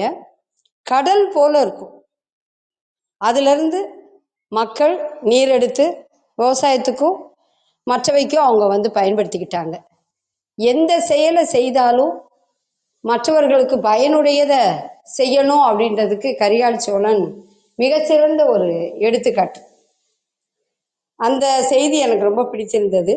அடுத்து எந்த வேலை செஞ்சாலும் பாதியிலேயே அந்த வேலையை விடாம முழுமையா செய்யணும் அப்படின்றதும் ரொம்ப பிடித்த ஒன்றா இருந்தது. முழுமை, மனிதன் முழு வாழ்க்கை வாழணும், அதுதான் ரொம்ப முக்கியமானது.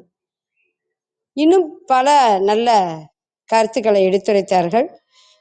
சௌந்தர்யா அவர்களுக்கு மனமகிழ்வோடு வாழ்த்துக்கள், பாராட்டுக்கள், நன்றிகள். உங்கள் அன்பான வாழ்த்துக்கும் கருத்துக்களுக்கும் மிக்க நன்றி. மில்டன் ராஜசேகர் ஐயா வணக்கம், நீங்க பேசலாம். நன்றிம்மா. அம்மா கேக்குதாம்மா? ரொம்ப தெளிவா கேக்குதுங்க ஐயா. ரொம்ப மகிழ்ச்சிமா. மிகச்சிறப்பாக பேசினார்கள். அதே போல அழகாக நெறிப்படுத்தீர்கள். உங்களுக்கும் எல்லாருக்குமே இந்த அமைப்புல இருக்கிற அத்தனை பேருக்கும் என்னை இந்த அமைப்புக்கு அறிமுகப்படுத்திய நித்யா தேவி, அருணகிரி சாருக்கும் இந்த நேரத்துல எல்லாருக்காகவும் புத்தாண்டு வாழ்த்துக்களை தெரிவித்துக் கொள்கிறேன். இந்த புத்தாண்டுல வந்து இப்படி ஒரு அருமையான ஒரு தலைப்பு பிரிட்டோ அவர்களும் தொடர்ந்து இந்த பணிகளை செய்ததும் அவருக்கும் வந்து வாழ்த்துக்கள் தெரிவித்து கொள்கிறேன். இன்றைக்கு நான் கற்றுக்கொண்ட முக்கியமான நான் இன்னைக்கு வந்து ஈவினிங் இது ரெட் ஃபோர்ட்டில பேசுற ஒரு காரியத்துக்காக ப்ரிப்பேர் பண்ணிருக்கிற நேரத்துல இத இது கேட்கிற ஒரு வாய்ப்பு கிடைச்சது ரொம்ப மகிழ்ச்சி. அந்த சீனத்து அந்த அரசன் அந்த குதிரை வீரன் பத்தி இந்த குதிரை இந்த ட்ரெஸ் விஷயத்தை பத்தி ஒரு ரோல் மாடலா இருந்தது வந்து ரொம்ப அற்புதம். அதாவது வந்து இது NLPல ரோல் மாடல்னு ஒரு கருத்தை சொல்லுவாங்க. அதாவது வந்து மற்றவங்களுக்கு நம்ம ரோல் மாடலா இருக்கணும். நம்ம சில பேரை ரோல் மாடலா வச்சு நம்ம ஃபாலோ பண்ணி நம்ம செய்யணும் அப்படின்ற அந்த NLPயினுடைய அந்த கான்செப்ட், அந்த தலைமை எப்படி இருக்கணும்ன்றத வந்து சொல்லுது. இயேசுவை பத்தி சொன்னாங்க. அவரும் வந்து தலைமை எப்படி இருக்கணும்ன்றதான் ஒரு அடிப்படையான ஒரு நாட் ஒன்லி தட் ஒரு பெரிய ஒரு நிர்வாகம், ஒரு பெரிய அரசன் அப்படி அது ஒரு பக்கத்துல அந்த தலைமையோட இருந்தாலும், இன்னொரு பக்கம் வந்து தாழ்மையும் அவர் வெளிப்படுத்தினார். தன்னுடைய சீடர்களுக்கு எப்படி வெளிப்படுத்தினார்னா, ஒரு கட்டத்துல வந்து அவங்க கடைசியில அவர் பிஃபோர் இஸ் டெத் அவங்க எல்லாரையும் கூப்பிட்டு இவர் வந்து அவருடைய ஒரு பக்கெட்லாம் எடுத்து தண்ணியெல்லாம் எடுத்து அவங்க கால்கள்லாம் கழுவுனதா நம்ம வாசிக்கிறோம். அதாவது தட் மீன்ஸ் மத்தவங்களும் வந்து இது மாதிரி ஒரு மத்தவங்களோட சீடர்கள் வந்து இந்த எக்ஸாம்பிளை ஃபாலோ பண்ணணும் அப்படின்ற ஒரு முன்னணி லீடரா அந்த சீனக்கரசன் எப்படி இருந்தாரோ இயேசு அப்படி இருந்தாலும் இது போல வந்து இருக்கும் பட்சத்தில் இன்னொரு ஹெட்டிங் சொன்னாங்க பேசும்போது, அந்த உலகை வெல் அப்படின்ற இதை சொன்னாங்க. அந்த உலகத்தை வெல்லுகின்ற ஒரு தன்மையை நம்ம வந்து பெற முடியும்ன்றதுதான் நிர்வாகத்தன்மை. நமக்கு வந்து ஆர்கனைஸ்டு கெப்பாசிட்டி அது வந்து ரொம்ப குறைவா என்ன பொறுத்த வரைக்கும் சொல்றேன். I have to understand that, I have to develop that.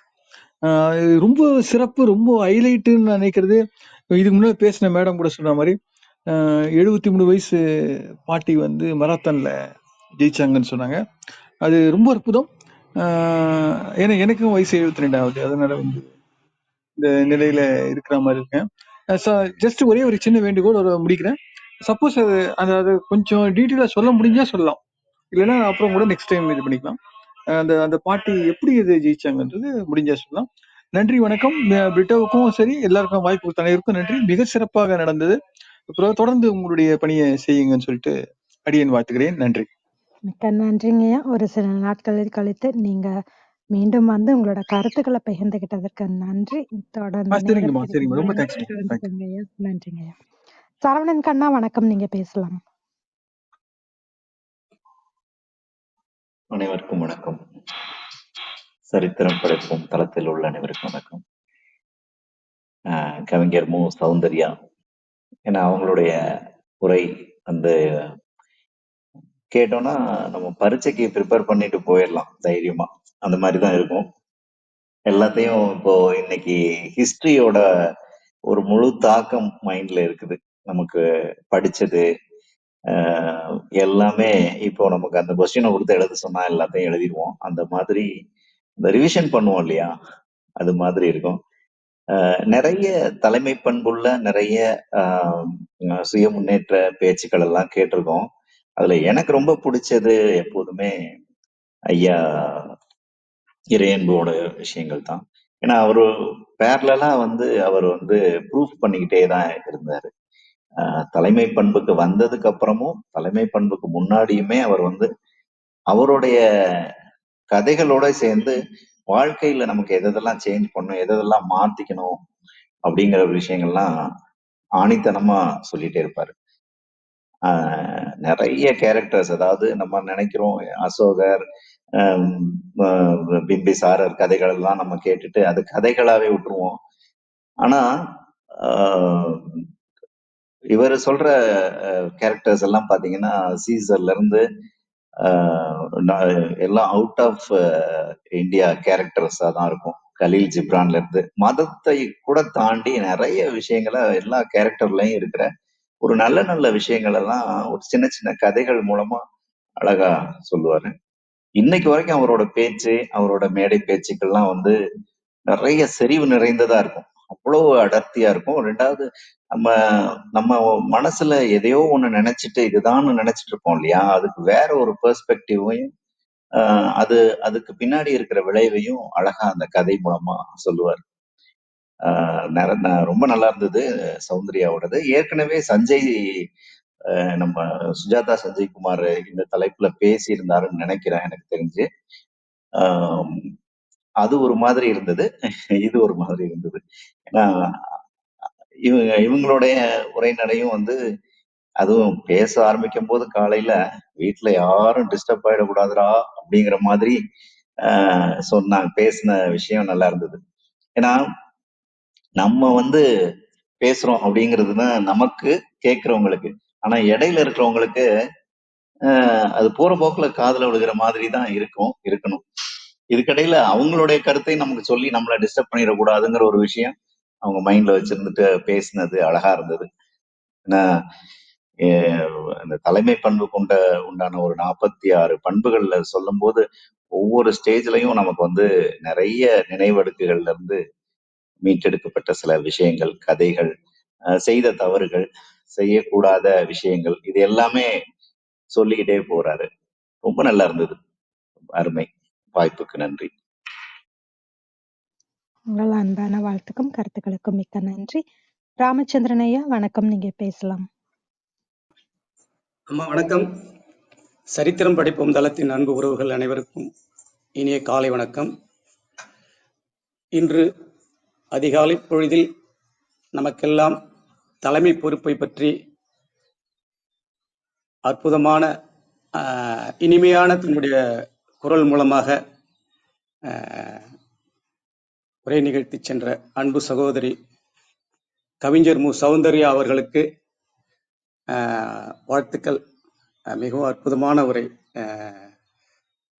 தலைமை பண்பை பற்றிய உலக தலைவர்களை பற்றியும் நம் நாட்டில் உள்ள பேரரசர்களை பற்றியும் அன்பு சகோதரி மிகவும் அற்புதமாக எடுத்துரைத்தார். அதாவது அவருக்கு கொடுத்த நேரம் சரியான பார்த்துட்டு இருக்கும்போது கரெக்டா அவர்கள் கொடுத்திருக்கிற நேரத்துல அந்த 48 அந்த ஐயாவுடைய அந்த புத்தகனுடைய அருமையா அவங்க கொடுக்கப்பட்ட நேரத்திலேயே முடிச்சிருக்காங்க. நீங்களும் நல்ல தலைமை பண்பு உள்ளவர்கள் தான் சகோதரி. நீங்க பெரிய ஒரு நல்ல ஒரு நிலைக்கு வருவீங்க கண்டிப்பாக. இந்த ஸ்பீச்ல அது தெரியுது. இது போன்று தலைமை பண்பு, அதாவது அன்பினால் இந்த உலகத்தை ஆட்சி செய்த இயேசுபிரான், அதே போன்று நபிகள் நாயகம், இவர்களை பற்றிய கருத்தினை சகோதரி அளித்தார்கள். அதே போன்று தலைமை பண்பு கொண்ட அரசர்கள் அசோக சக்கரவர்த்தி, இது போன்று அதே போன்று சீன யுவான் சுவாங், கன்ஃபூசியஸ் இவர்களை போன்றும், அதே போன்று உலக எழுத்தாளர் ஷேக்ஸ்பியர் இவர்களை போன்ற பல உலக ஆளுமைகளை பற்றி சகோதரி கூறி சென்றார்கள்.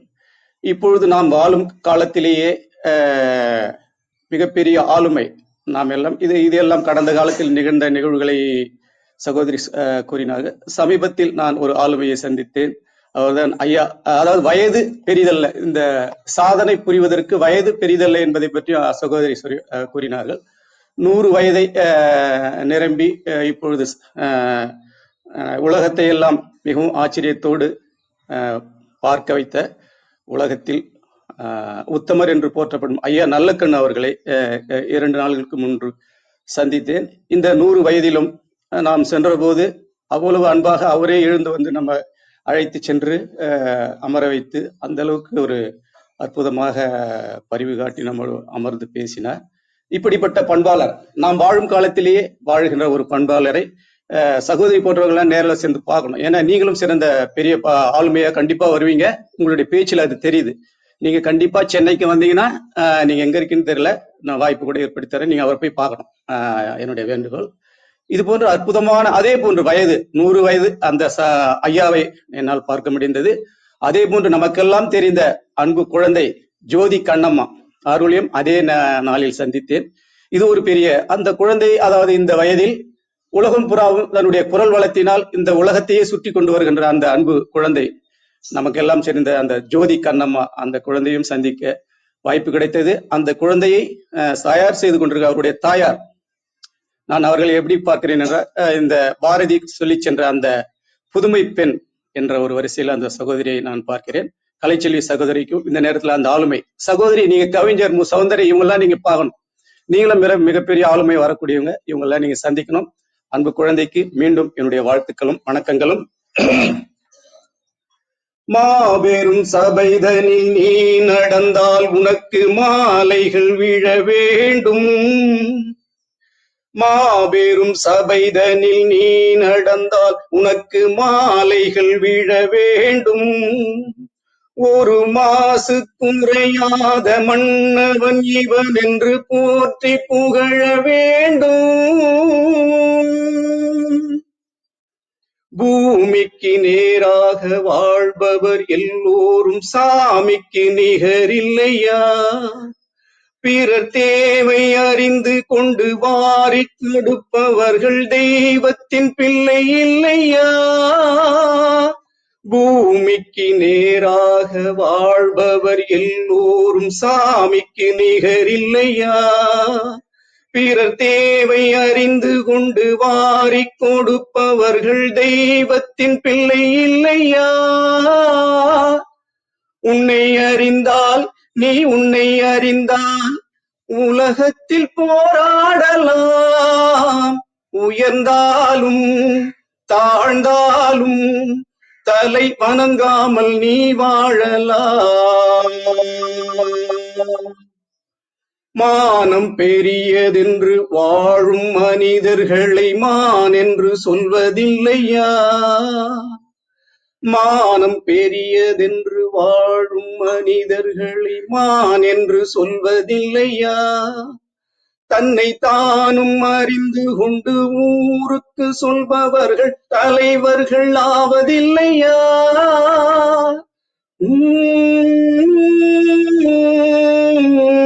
உன்னை அறிந்தால் நீ உன்னை அறிந்தால் உலகத்தில் போராடலாம். உயர்ந்தாலும் தாழ்ந்தாலும் தலை வணங்காமல் நீ வாழலாம். அன்பு சகோதரி கவிஞர் சௌந்தர்யா அவர்களுக்கு வாழ்த்துக்கள். நீங்களும் மிக ஒரு உயர்ந்த தலைமை பண்பாளர்களாக வருவீர்கள் என்பதை தெரிவித்துக் கொண்டு இந்த குழந்தையை அறிமுகப்படுத்திய நமது சரித்திரம் படைப்போம் தளத்திற்கு நன்றிகளும் வணக்கங்களும் வாழ்த்துக்களும். நன்றி, வணக்கம். வாழ்க வையகம், வாழ்க வளமுடன். ரொம்ப மகிழ்ச்சிங்க ஐயா. நீங்க கண்ணம்மா ஜோதியும் கலைச்செல்வி அவர்களையும் சந்திச்சதை பத்தி சொன்னீங்க. ரொம்ப மகிழ்ச்சியா இருந்ததுங்க ஐயா. மேலும் நல்ல கண்ணும் ஐயா எல்லோருக்குமே தெரியும், சமீபத்துல தன்னுடைய 100வது பிறந்த நாளை கொண்டாடினாரு. ஒரு உன்னதமான மனிதர். அவரை நீங்க சந்திச்சீங்கன்னு கேட்கும் போதும் ரொம்ப மகிழ்ச்சியா இருக்கு. நானும் ஒரு முறை அவரை பார்த்திருக்கேன், பேசுவதற்கான வாய்ப்பு இல்லை. இன்னொரு முறை பார்க்கணும் அப்படிங்கிற எண்ணம் கூட இருக்கு. ரொம்ப மகிழ்ச்சிங்க ஐயா. அற்புதமான பாடலுக்கும் நன்றிங்க ஐயா. சரவணன் கண்ணா, நீங்க பேசுறீங்களா? நான் ஒரு மனிதரை பார்த்தேன், நம்ம தளத்தின் டிஎம்எஸ் பார்த்தேன். ஓ, டிஎம்எஸ் ஐயாவை பாத்தீங்களா? ஆமா ஆமா அவரு டிஎம்எஸ்ஆ, சீர்காழி கோவிந்தராஜனா, யார சொல்றீங்கன்னு ஆமா தெரியலையே. கண்டசாலாவா? ஓ ஓ, பல நீங்க ரூபத்துல இருக்கிறாரு அவரு. ஆமா நீங்க மட்டும்தான் அவரை பாத்தீங்க போல. ஆமா அவர் பார்க்கல பாத்தீங்களா? ஐயா ஐயா, உங்க குரல்ல அந்த அம்மா பேசுனாங்க இல்லையா, அவங்க பேசுனது ரொம்ப நல்லா இருந்துச்சுங்கய்யா அப்படிங்கறதுதான் இன்னைக்கு வரைக்கும் காமெடியா இருக்குது. விஜயம்மாக்கு தெரியும். அம்மா, இந்த சந்திப்பை உருவாக்கி கொடுத்த ஐயா சரவணன் கனி அவர்களுக்கு என்னுடைய நன்றியை தெரிவித்துக் கொள்கிறேன். நன்றி ஐயா, நன்றி நன்றி. ஐயா வந்து சொன்னாருங்க, நான் சொல்லிட்டு இருக்கும்போது இன்னொரு கால்ல வந்தாங்க. அடுத்த உடனே ஓடிபி சொல்லிட்டாங்க. அவங்க காலைல எல்லாரும் சுடுதண்ணி ஊத்திட்டு தான் ஓடுவோம். ஆனா வந்து அவங்க ஆசிட்டே ஊத்தி வச்சிருப்பாங்க. எப்ப வேணாலும் எந்த மரத்துல இருந்தனாலும் தவிடுவாங்க. என்னமோ இன்னைக்கு வரல, வேற எங்கேயாவது மரத்துல தலைகீழா தொங்கிட்டு இருப்பாங்கன்னு நினைக்கிறேன். உழைப்பு, கடுமையா உழைக்கணும்னு சொல்லிக்கிட்டே இருப்பாங்க. நல்லது. சௌந்தர்யாவோட இன்றைய அழகான ஒரு தொகுப்பு கோர்வையாக அழகாக இருந்தது.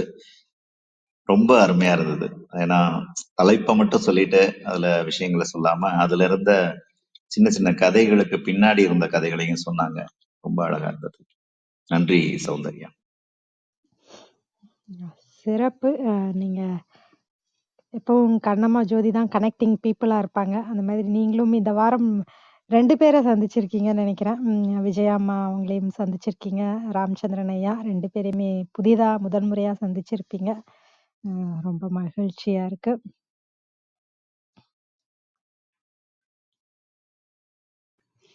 கலைச்செல்வி இப்பதான் வந்தாங்க. வந்துட்டு போயிட்டாங்க போல இருக்கு. வேற யாருக்காவது கருத்துக்கள் இருந்தா பகிரலாம். நன்றி அனைவருக்கும்.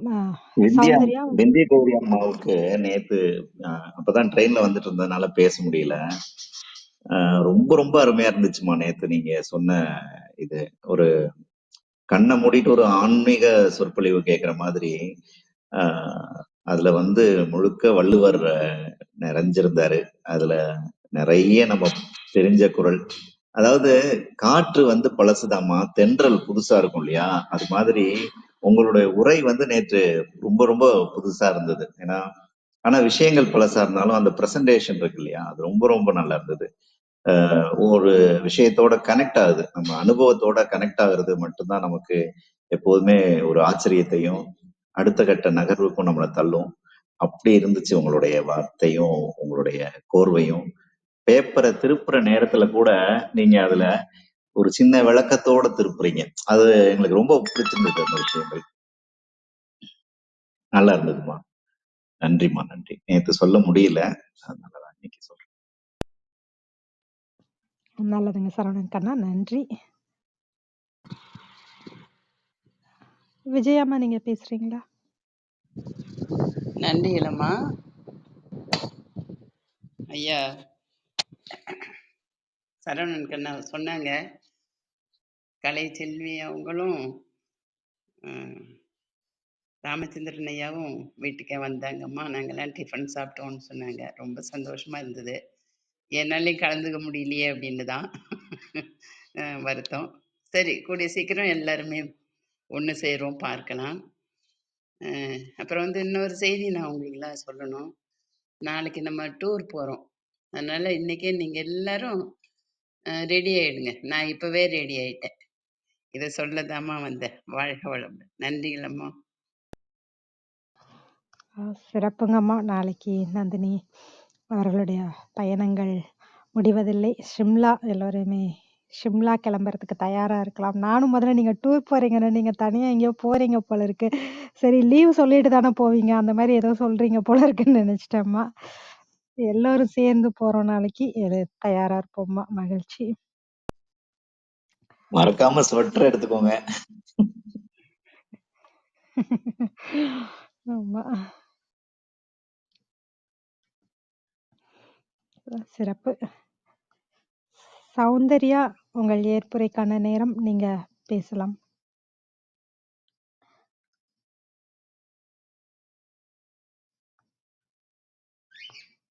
சௌந்தர்யா, உங்கள் ஏற்புரைக்கான நேரம், உங்கள் நிறைவு கருத்துக்கள் பகிர்ந்துக்கலாம். சரி. எனக்கு இந்த வாய்ப்பை ஏற்படுத்தி கொடுத்த ஆரோக்கிய புருட்டோ ஐயாவிற்கும் இங்கு பாராட்டி சென்ற அனைத்து நல்லுள்ளங்களுக்கும் நன்றிகள். ஐயா பாடல் பாடி வாழ்த்தியது மிகவும் உற்சாகமாக இருந்தது. கண்டிப்பாக நல்லக்கண்ணு ஐயாவையும் சந்திக்கும் வாய்ப்பு இருந்தால் உங்களுக்கு தெரிவிக்கின்றேன் ஐயா. நன்றிகள்.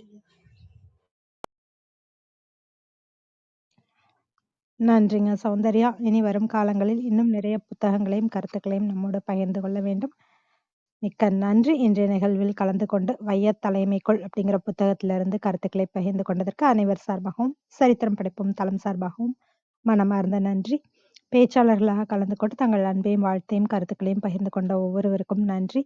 தொடர்ந்து பொறுமையாக கவனித்துக் கொண்டிருக்கும் வேல், கலாபம், சங்கர், பவுலின், கோவிந்தராஜ், முத்து, அருள் சேவியர் சார், அன்பு சார், கண்ணன், செல்வராஜ் அனைவருக்கும் நன்றி. அழகான அற்புதமான கருத்துக்களை வழங்கிய சௌந்தர்யாவுக்கு வாழ்த்துக்கள்னு பவளமணிமா சொல்லியிருக்காங்க. அருள் சேவியர் அவர்களும் வாழ்த்துக்கள் கவிஞர் சௌந்தர்யா, சிறப்பான சிறப்புரை, நன்றாக உள்வாங்குவது உங்களுடைய தனிச்சிறப்புன்னு சொல்லியிருக்காரு.